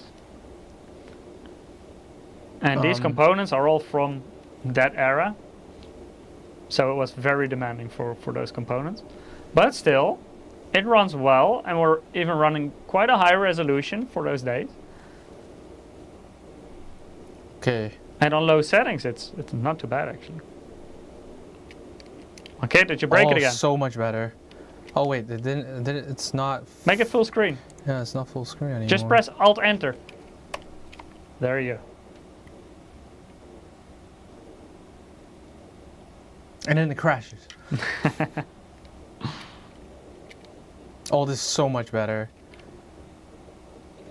So the question was, can it run Crysis? Yes, it can, but you need to run it at low settings if you want to play it properly at this resolution.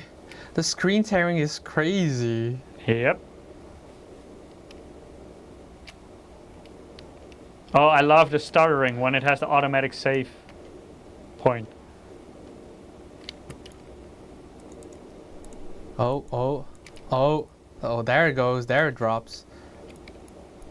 Yeah, Powerburner and Divina also say that 10,000 RPM Western Digital Raptor drives were definitely louder than normal ones. That's very true.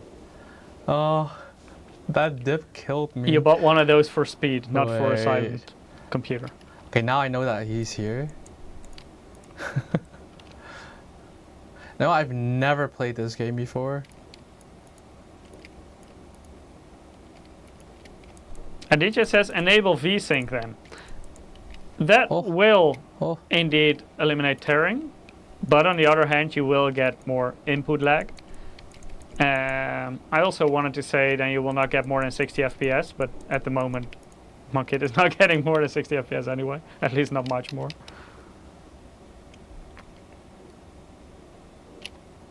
So my kid, how do you like Crysis so far? It's good. By the way, I forgot to switch on audio. Now you guys have got sound as well.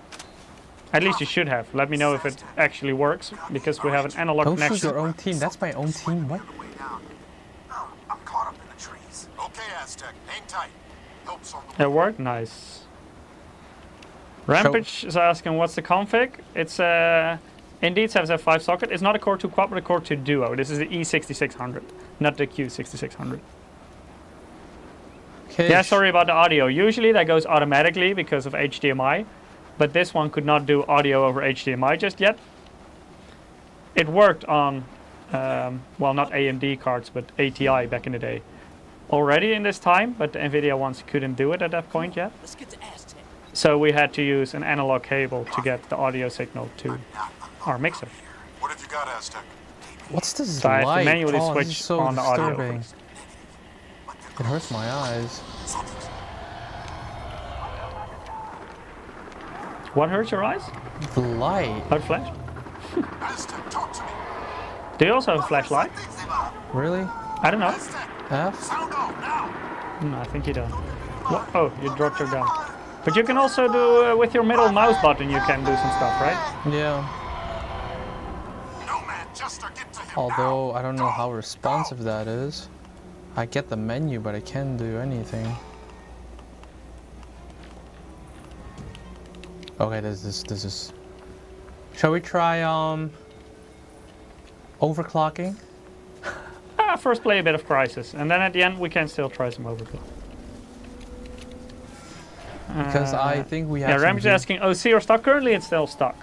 stock, But we can try to push it to from 2.4 to 3 gigahertz a bit later on. Because we can try to OC and then play Crysis again. Nomad, we gotta Sure, find could make a Aztec. little bit of difference. But I think at the moment, because it's so demanding, Crysis is more GPU limited than CPU limited.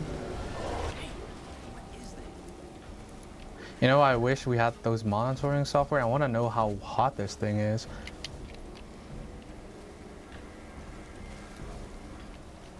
Yeah, I think it may be harder nowadays to find software that is still compatible with Vista in terms of monitoring software. No, we don't have internet on this thing, so it's not the internet. Now, that's Windows slow. Vista and internet is a bad idea nowadays because there hasn't been support for years anymore. So as soon as you connect this to the internet, you will get some viruses straight away. Same with XP and Windows 7 nowadays. Hear that?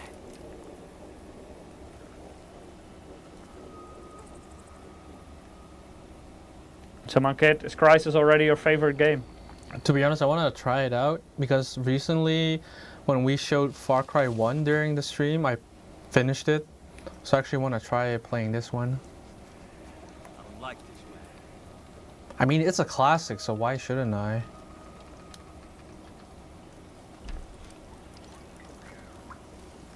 I see some people talking about OCZ. Yeah, they don't exist anymore. They indeed got acquired by Toshiba, but the brand is now so down. Thank God I don't have sound. Test recording. What's Our Aztec's viewers do. status? Dead, boss. Damn it.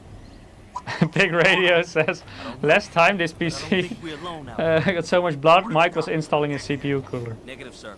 Yeah, We for got sure. 4 dead Koreans, but there's no way Aztec killed them. I did cut Something myself else so took these often guys on out. this So they bodies specific up cooler. there.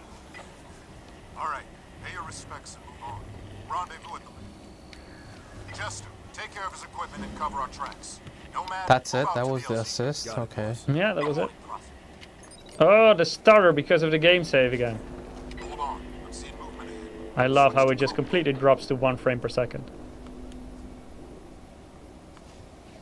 Rectalis asking, is this Call of Duty Alpha? Nice. No, this is Crysis, the one and only. Can I change this? Can I change the hotkeys? I don't want it on my mouse 3. I think you can change it if you want. Mouse 2. There it is.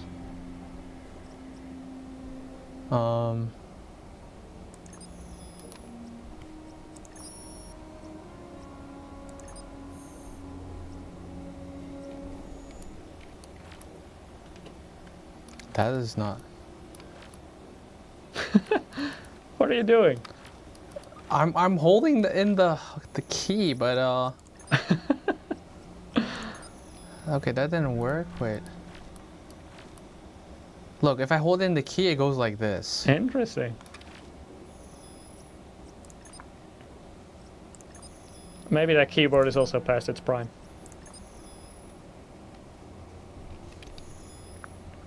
Oh.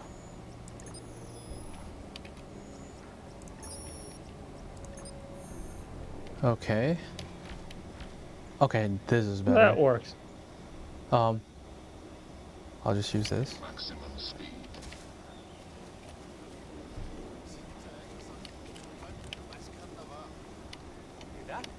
Oh, that's Whoa, bright. that's bright. Is that my enemy? Oh, that's the enemy. Oh, it's an enemy! I I it was also my thought it was your teammate. buddy. Oh, you can do it, Monkey. Go get them. I thought it was my team. Just casually checking everything out. Oh.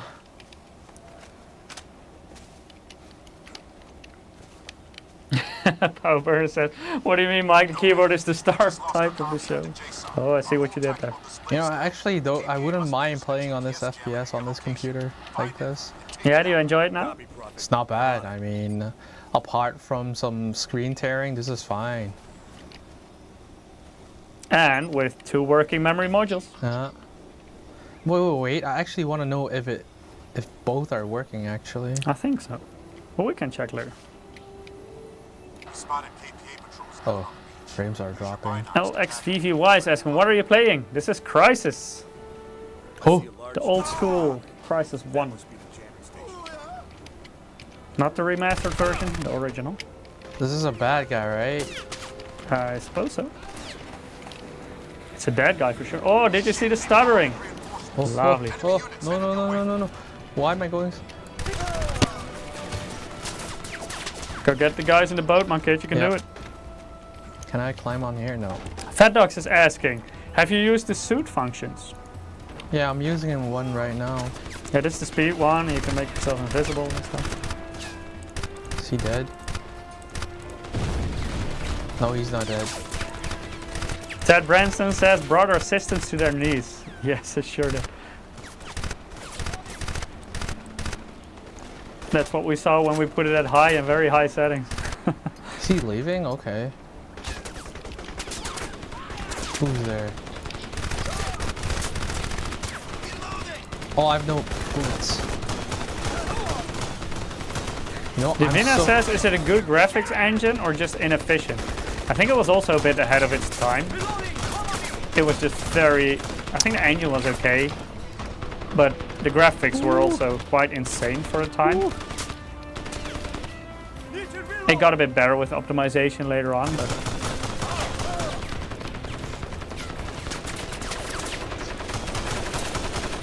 But yeah, definitely very hard to run Why is when he it not came dead? out, for sure. It was more than a bit ahead of its time. Says Ian 9K. Yeah, in terms of how demanding it is. Oh but wow, also I in have to terms go of the back looks, from it here? was Okay. impressive. No, I'm not gonna do it from here. I didn't save. I thought it auto saved, Narky right? is saying, are we looking into a demo video or is the player bad? Well, I know the answer to that. Didn't it auto It's save? not a demo video. I thought it auto saved, right? Ooh, it kept. Yeah, it should have. I saw a huge frame drop for an autosave. Exactly, but is it this one?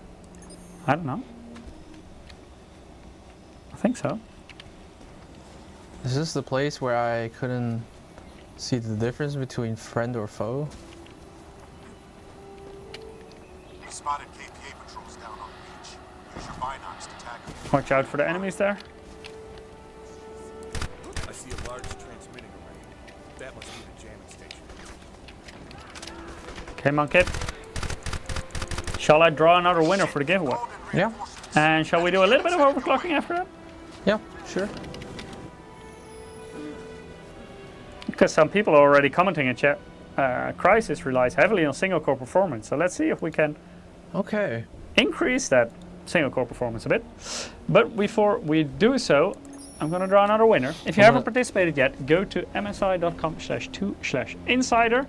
Or if you're watching on Twitch or YouTube, you can also follow the direct link that our bot puts in the chat once every 5 minutes. That will lead you to Gleam. Within Gleam, you can perform several actions. The more actions you perform, the bigger chance you have to win. And if you're a returning visitor, make sure to claim your loyalty bonus. Monkit, I will make this a little bit bigger for you because you're also turning old, of course. There you go. The winner is Urus07. Urus07, you also won a Steam wallet code. Congratulations. So please keep an eye on your mailbox and we'll email the code to you in the coming days with some instructions on how to redeem it. Monkit, before you switch it off, Yeah. can you go to computer? Right mouse click. Properties? Oh. No. No, not hard drive. Yeah, properties. Okay. So 2.4 gigahertz, that's the official frequency. So you're running in stock. As you can see, it does actually use both RAM modules Oh now. yeah. 2 times 1 gigabyte of RAM. So it does work now. Then you can reboot and go into the BIOS.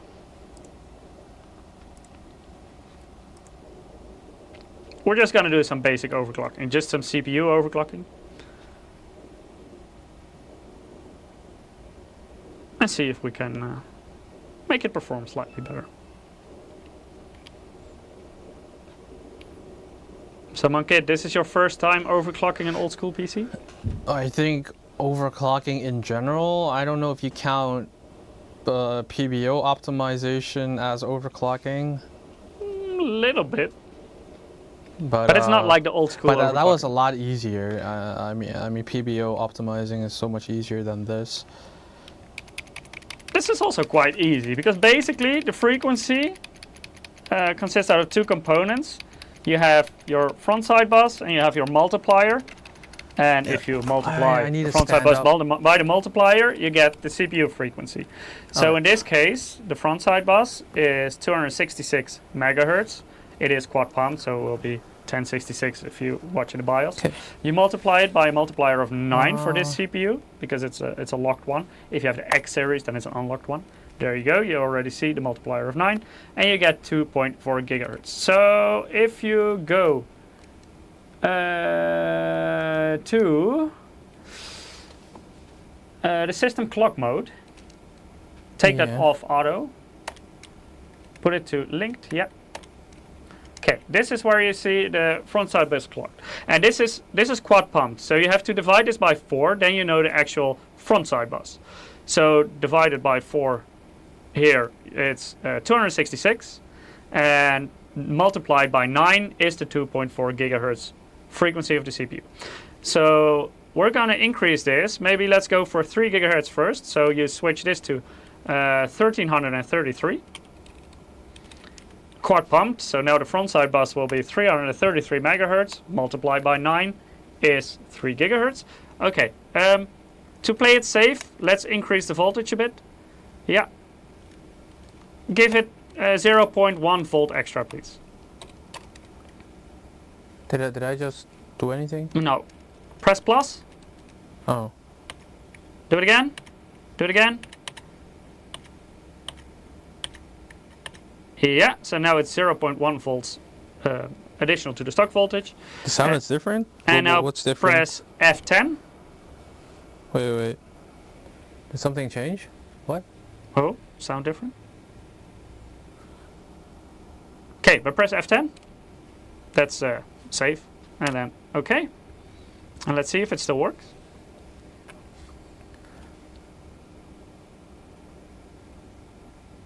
I don't think the sound is any different. Oh, Maybe it's the sound of a crashing PC. it's posting. Oh.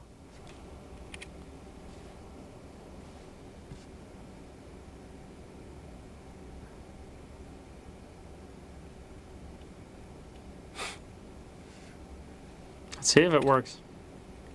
No, it says something to switch to post or del to enter BIOS setup. But does your keyboard already work? Yeah.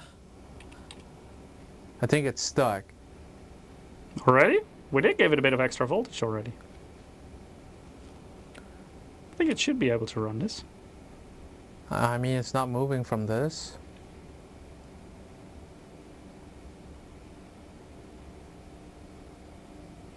Okay, try resetting it. We can give it a bit more voltage. See if that works.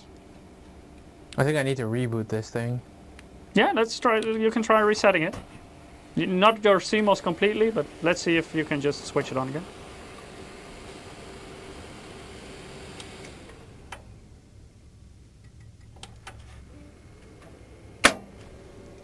Amniac is saying, I saw the RAM frequency was set to auto. Yeah, that has to do with the fact that this board can definitely not run what the memory modules can officially do.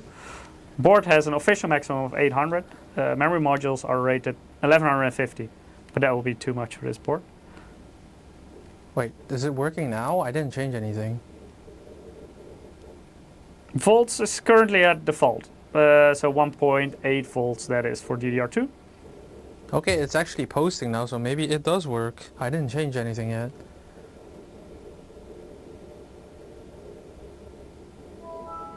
Let's see what the frequency is. If it may have been reset by itself, maybe not.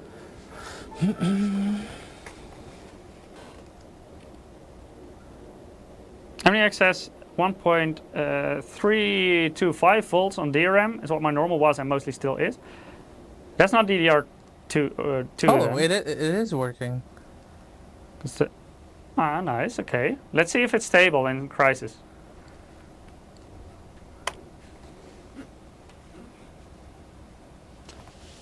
But for DDR2, 1.8 volts was the default.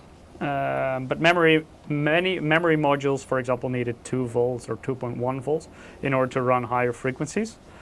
So nowadays you would kind of do a similar thing if you enable XMP or Expo.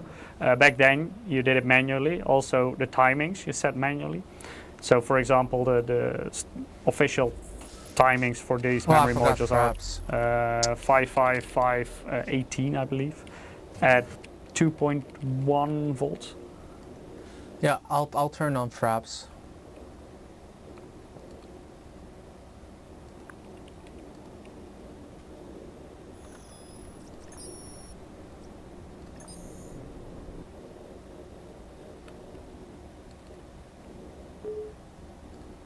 Nice, nice. So these are actually different memory modules than I used back in the day. I killed mine in the past. I can feel the desk like vibrating because of the CD. I mean the DVD-Rom. In the past, I've also done some extreme overclocking with DDR2. I was able to run 1620 megahertz on DDR2, but that was with a kit of Crucial Ballistics with D9 GMH memory chips, and that was at 2.9 volts. Don't try that with DDR2 unless you properly cool it, and it can still die. In the end, they did die for me, but 1620 megahertz was the highest I could reach with it. We can't try Doom Eternal. We don't even. But have that was internet. with the more modern chipset, by the way. It was P45, I believe. I did that on. Not on the M-Force We have no 650R. internet in this system, so And that indeed required a lot of fine-tuning with sub-timings as well in order to reach that. why is the game not booting now? Alt-Enter?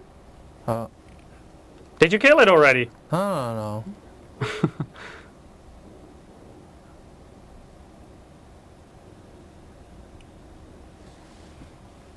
It's having a crisis. I like that one. Ah, there we go. Do you guys remember those separate fans that you could place on your memory modules? That's also true, Skeets, because the hard drive only has 36 gigs. Yeah. It's a very small hard drive. The Mikey giveaway P178 today- is asking, what's the giveaway today? There's Steam wallet codes. Yeah.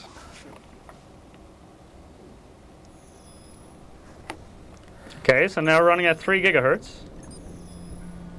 Makit, are we going to try 3.6 later as well? We could. We don't need the system anymore anyway, so we can just crank up the voltage a bit and see what it does. And if the results are flames, then so be it.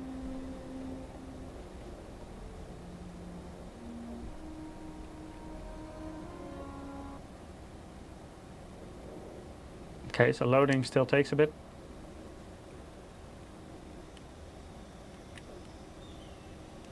I think the FPS went up a bit. Yeah, it looks slightly higher. But yeah, it's hard to tell because of course it's also very dependent on He spotted the exact scene. peripherals down on the beach. Use your binocs to tag him before you put him blind. No, not really. Yeah. I see a large transmitter. I wouldn't say Station. it's a lot higher. At least it seems gaming stable. Okay, so it's around like 35 to 40. Okay, around 35 to 40 when fighting. Okay, let's try it a little bit higher. Yeah, are we gonna try 3.6? Yeah. Let's overclock it a little bit more. Let's break this thing. Let's see if the chipset can reach that frontside bus. Because then you're going outside of your officially supported frontside bus frequency for the motherboard.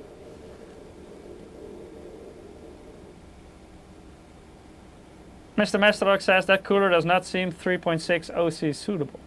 I think It's we'll be okay. fine. If it burns, If it burns, it burns. So be it it. burns. We'll use Lucky to like. If the stream is offline all of a sudden, then it You was know too why? much.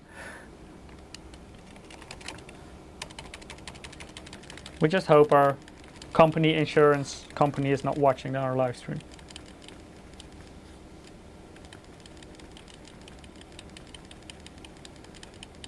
So as you can see, the memory is currently at DDR2 800. So this I have to crank up all the way to. Now, first start with the front side bus. Oh, okay. So you can do the math. I just explained you how it works. Let's see if you paid attention. You want it to how much? Now I want you to calculate how much it should be. So how did you get to the frequency of your CPU? I don't know. The front side bus times the multiplier. Your multiplier is fixed. And keep in mind that the front side bus is quad pumped here, so it's 4 times as high the number you see now. Do I need it like 4,000? 4,000. Then you would have 1,000 front side bus Wait, times wait. 9 would be 9 gigahertz. That's a lot. Come on, kid. Basic mathematics, you can do it. I don't even know what I'm trying to calculate here. Okay, but let's say you want to clock it to 3.6 gigahertz. Yeah.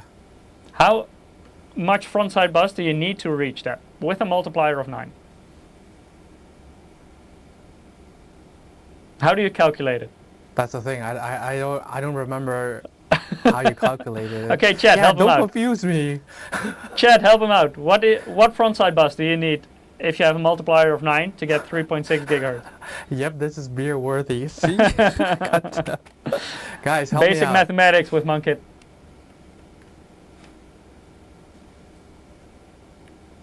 So we want 3.6 gigahertz. We have a multiplier of 9.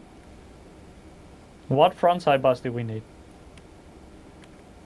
Yeah, but that's what I Power thought burner as well. did already at least has the calculation for you. Yeah, but that's already. I already know that. That's 400. 400, yeah, but it's quad pumped. Yeah, Jeffrey got it.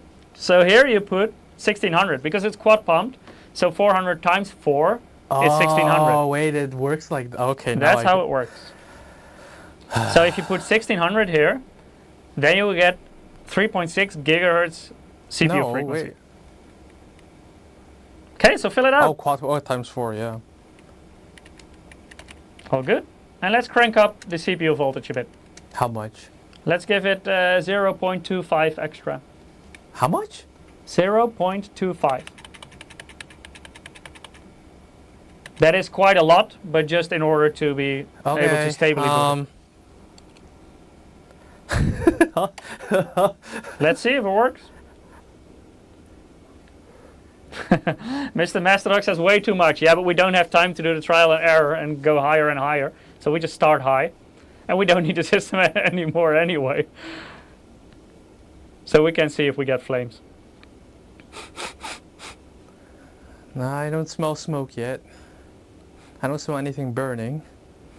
And it also could be, because we haven't tested it, it could be that the motherboard is not able to reach this frontside bus. And then it won't work. Yeah, I don't think it's even booting. Could be. I don't even want to get close to it anymore. Why not? What Are you if I scared of the touch it? computer? What if I touch it and it explodes or something? Yeah, as soon as you touch it, the flames will completely burst. Yeah, out. well, nothing is happening. Nothing is happening on my screen. But last time you also froze when you tried to boot. What did you do then? Clear CMOS? No, you didn't do it because you was still on 3 gigahertz, right? I think you just switched it off and on. Yeah, let's try that. Yeah, let's see. Still smells fine. No flames yet?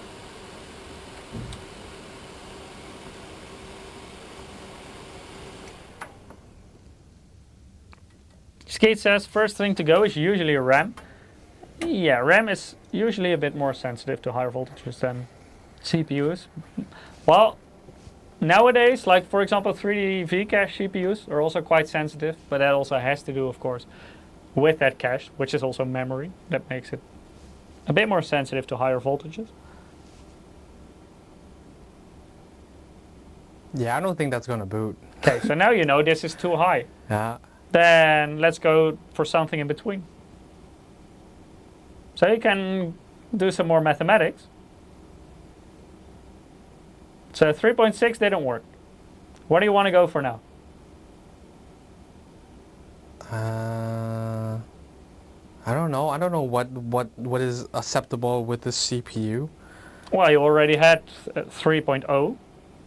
You can try in the middle, 3.3, see if that works. Okay, yeah, that's not booting. Okay. So Skeets has a suggestion in chat to put it at 1500.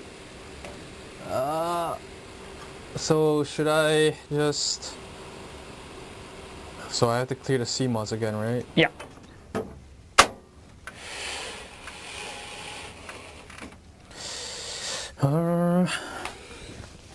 Okay.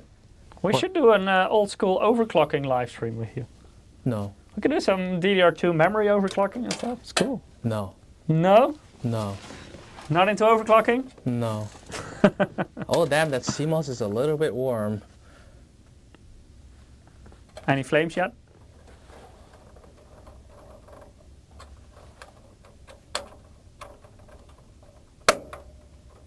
Alright. Oh. Oh, be careful with that microphone. Nope.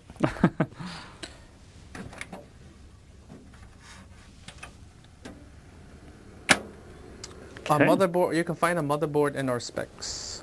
Yep.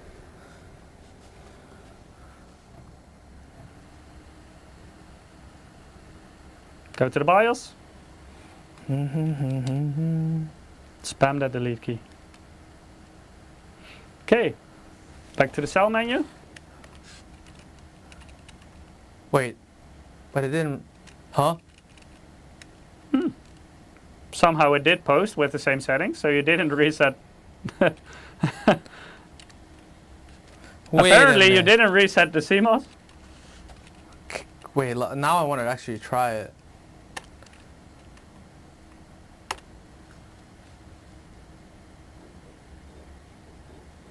Maybe it does work at 3.6.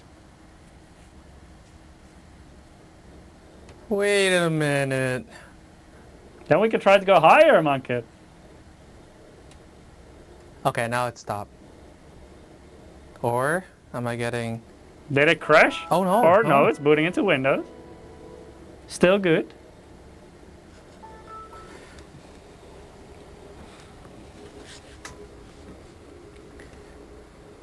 Okay, let's check the frequency.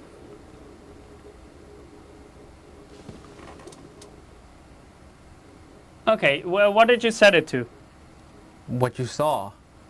That's interesting because it reports 3.50. That's not 3.6. Yeah.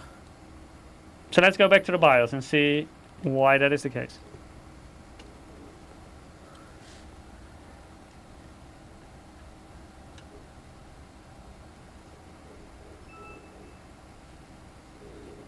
Mr. Mesterdog says we need some CPU temp monitoring. Nah, we'll just see if it catches fire or not. But usually, yes, of course, you do need that when you want to do overclocking. But we're using a very old operating system. It's hard to get working software for Windows Vista nowadays.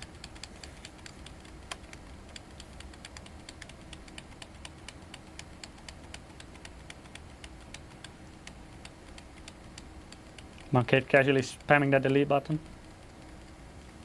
Yeah, but now it's not going to BIOS.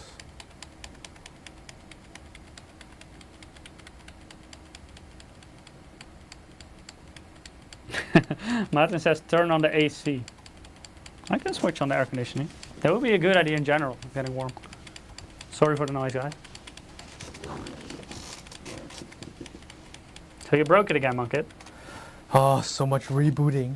Yeah, that's part of overclocking. Might as well just leave the front panel open. Yeah, you might as well do that.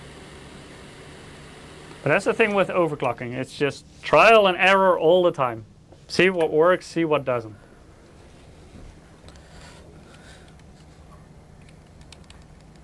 And this is not the best overclocking motherboard. It was an okay motherboard for E6600. It's my motherboard, my 3 GHz processor. fine. No.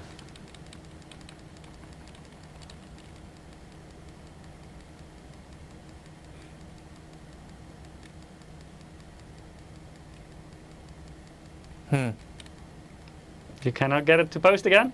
Yeah. Then you may need to reset the BIOS.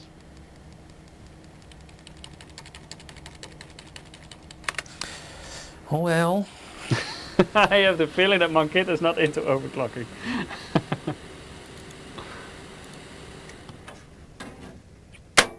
But this was all part of the experience back in the day.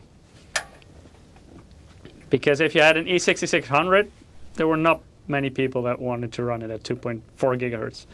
When basically all of them could do 3 gigahertz at least. If I were you, I would stand at the cam.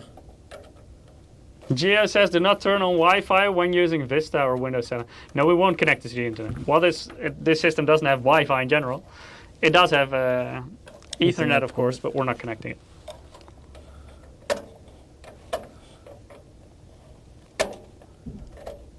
Come out. Yep. Are you still using the battery to reset it? Dude, I don't know how to do it the other way. The jumper. Yeah. So you have the north bridge, and back in the day you also have a south bridge, and slightly above that south bridge you see a jumper. That one also resets the BIOS. Okay. Cam is going off in... Oh, nothing. Oh damn! It's still working. Okay, maybe it... Let's see. No, Rest says kids don't know about jumpers. No, nowadays they're all spoiled with a clear CMOS button Ah, there we on the go. rear I/O. There we go. Go to BIOS. Press what to enter setup? Probably F1, I would say. F1? Well, let's see. Yeah, F1. Okay. Style menu.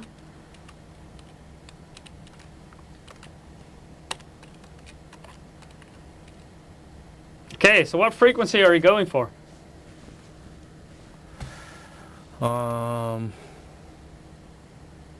Somebody said 1500, right?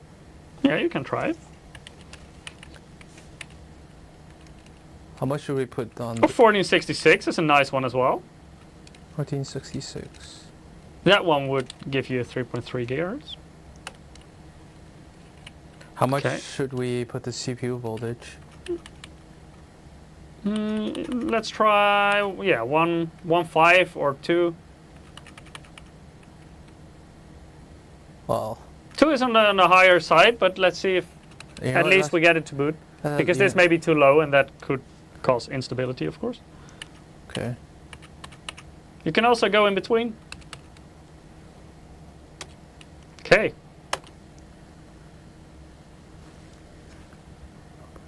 Let's see if it works.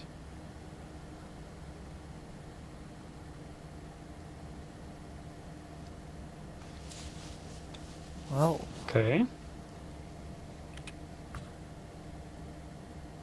But last time you got stuck on this one, right? yeah. But then you did get it to remember the settings and boot at 3 gigahertz. Yeah, you know what? I'm just going to turn it off and turn it on again. That often works. Have you tried turning it off and on again?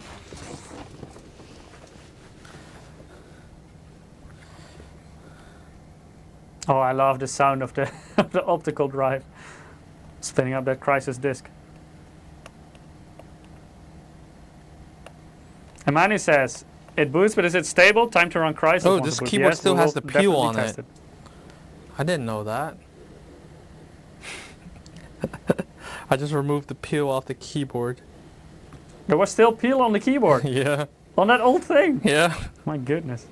It was on the numlock, you know, the upper part. Okay, well, it works. We don't know yet. We have to see if it's stable in Crysis. I mean, it was booting pretty fast. Okay, my kid, last test for today, and then we'll pick our final winner. Wait, why is it dark here? Oh, so That's the widget okay, thing. 3.3. 3.3, okay. Okay, so it's already doing better than before. But is it stable enough for Crysis? That's the question, of course. I wish Fraps would show the temperature. It doesn't. Wait, couldn't we use like GPU Z to find out how hot everything is? GPU Z, that won't give you CPU temperature? Yeah, it does. It does nowadays? Yeah? Well, not in the Vista days, for sure. Oh, okay. But that's a new feature there, because in the past, GPU Z Oh, didn't do that. Okay, so it's far so good. booting. You know, having this fan in my face is actually quite nice. Is it? Isn't it warm air? No, it's cold. Okay, okay.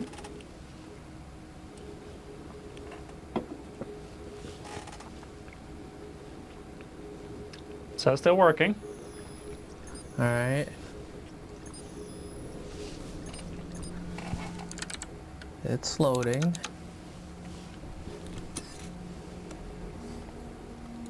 Let's see if it crashes during the game.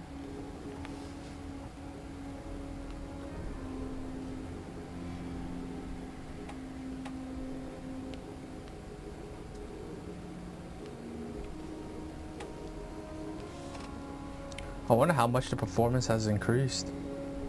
So it was between Well, you're already at a 900 megahertz overclock, so that's quite a bit. It was already at 35 and 40 beforehand. During the fight there, so I'll No probably... crash yet.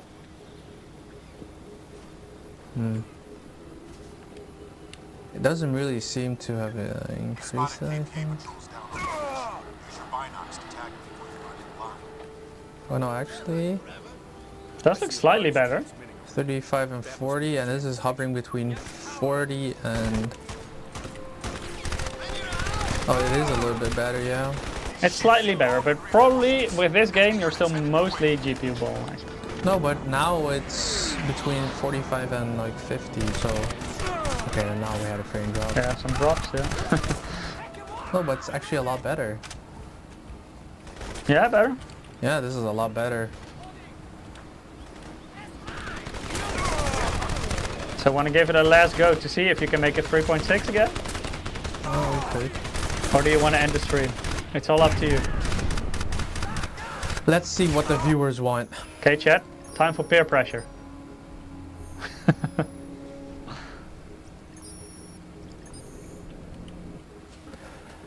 One more try on overclocking to 3.6, but do it, but don't raise power more. Yeah. I was also planning to keep power same. Okay. You know, maybe I should just shut down and then click I agree on. with Mr. Masterdox on this one.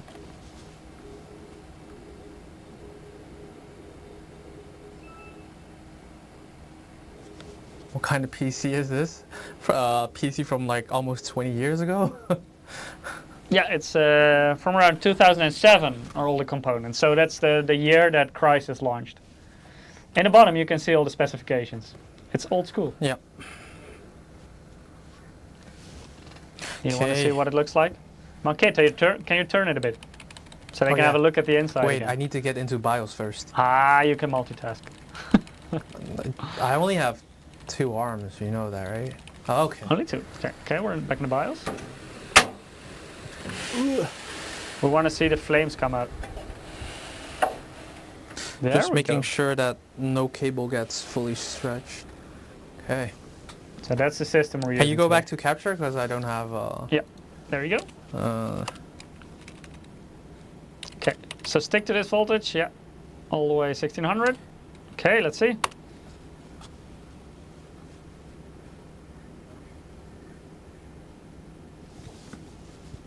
Will it work or not?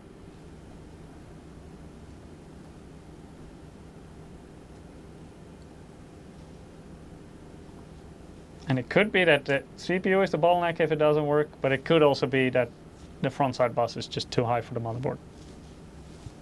I think you should have already posted. Yeah, but remember, I turned it off and then turned it back on and then it worked. Yeah, but then at least you got the post.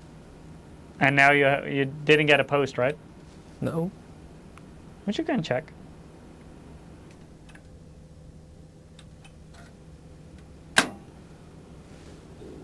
And then it went to 3.15. Yeah, it also did that. The 3.15 one. Lead says, don't blame hardware, blame the user. That's always a good idea when Monkit is doing it. I tried 1500. Nope. This is the last run because we still need to finish some stuff, and then afterwards I need to get home. Monkit is done with the overclocking. Yeah, I think 1600 was a little bit too ambitious. Think it's too much. Yeah. No, I think that was Mr. a little Masterdox bit... says 3.3 wasn't bad for a 2.4 CPU. Well, with some fine tuning, I think could go higher. Maybe not on this board, but I have definitely run this CPU higher on different boards. Okay. In the second system, I also had the E4300. That one ran 1.8 out of the box, and it was able to do 3.6 stable. So 100% overclock, but you always have to be a bit lucky there with the silicon lottery. Yeah, indeed, Mr. Masterdox. This one can definitely do 3.6, but not on this board. All right, let's talk about next week. Yes. Next week, we're going to play Flintlock. Flintlock is a game by A44 Games Studios. There's a demo right now if you want to try it out. And I will be streaming it with Eric. Eric will be back from his holiday, so you'll see him next week. Maybe you guys can see how old he got. By the way, did you see the name of our last winner? The winner. The last winner is Eric. But this is Eric with a K. With a K. So too bad, Eric. No birthday present for you just yet. So everyone, thank you so much for watching today. We hope you enjoyed it, all the old school nostalgia hardware. My kid definitely enjoyed old school PC building, right? I mean, it's not bad. And but some first overclocking steps. yeah, but I think if we were to use a SSD, I would have a little bit more fun. What's wrong with the Western Digital Raptor? Uh, Got like faster. the audio effects with it. But don't worry, guys. Next week we will not be using this system to play Flintlock.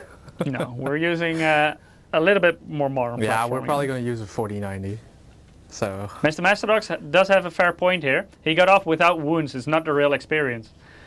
well, the thing is, I already had to build it in once beforehand. So So where are all the wounds on your hand? I didn't get cut either. My during goodness, the you're first way time. too careful. Way So too careful. I'm very careful with everything. But then again, my skin is a little bit thicker than usual. Maybe that's the thing. Thank you so much, chat. Thank you for watching. Thank you Hope for to see you watching. again next week, same place, same time. And See you goodbye. next week. Bye bye.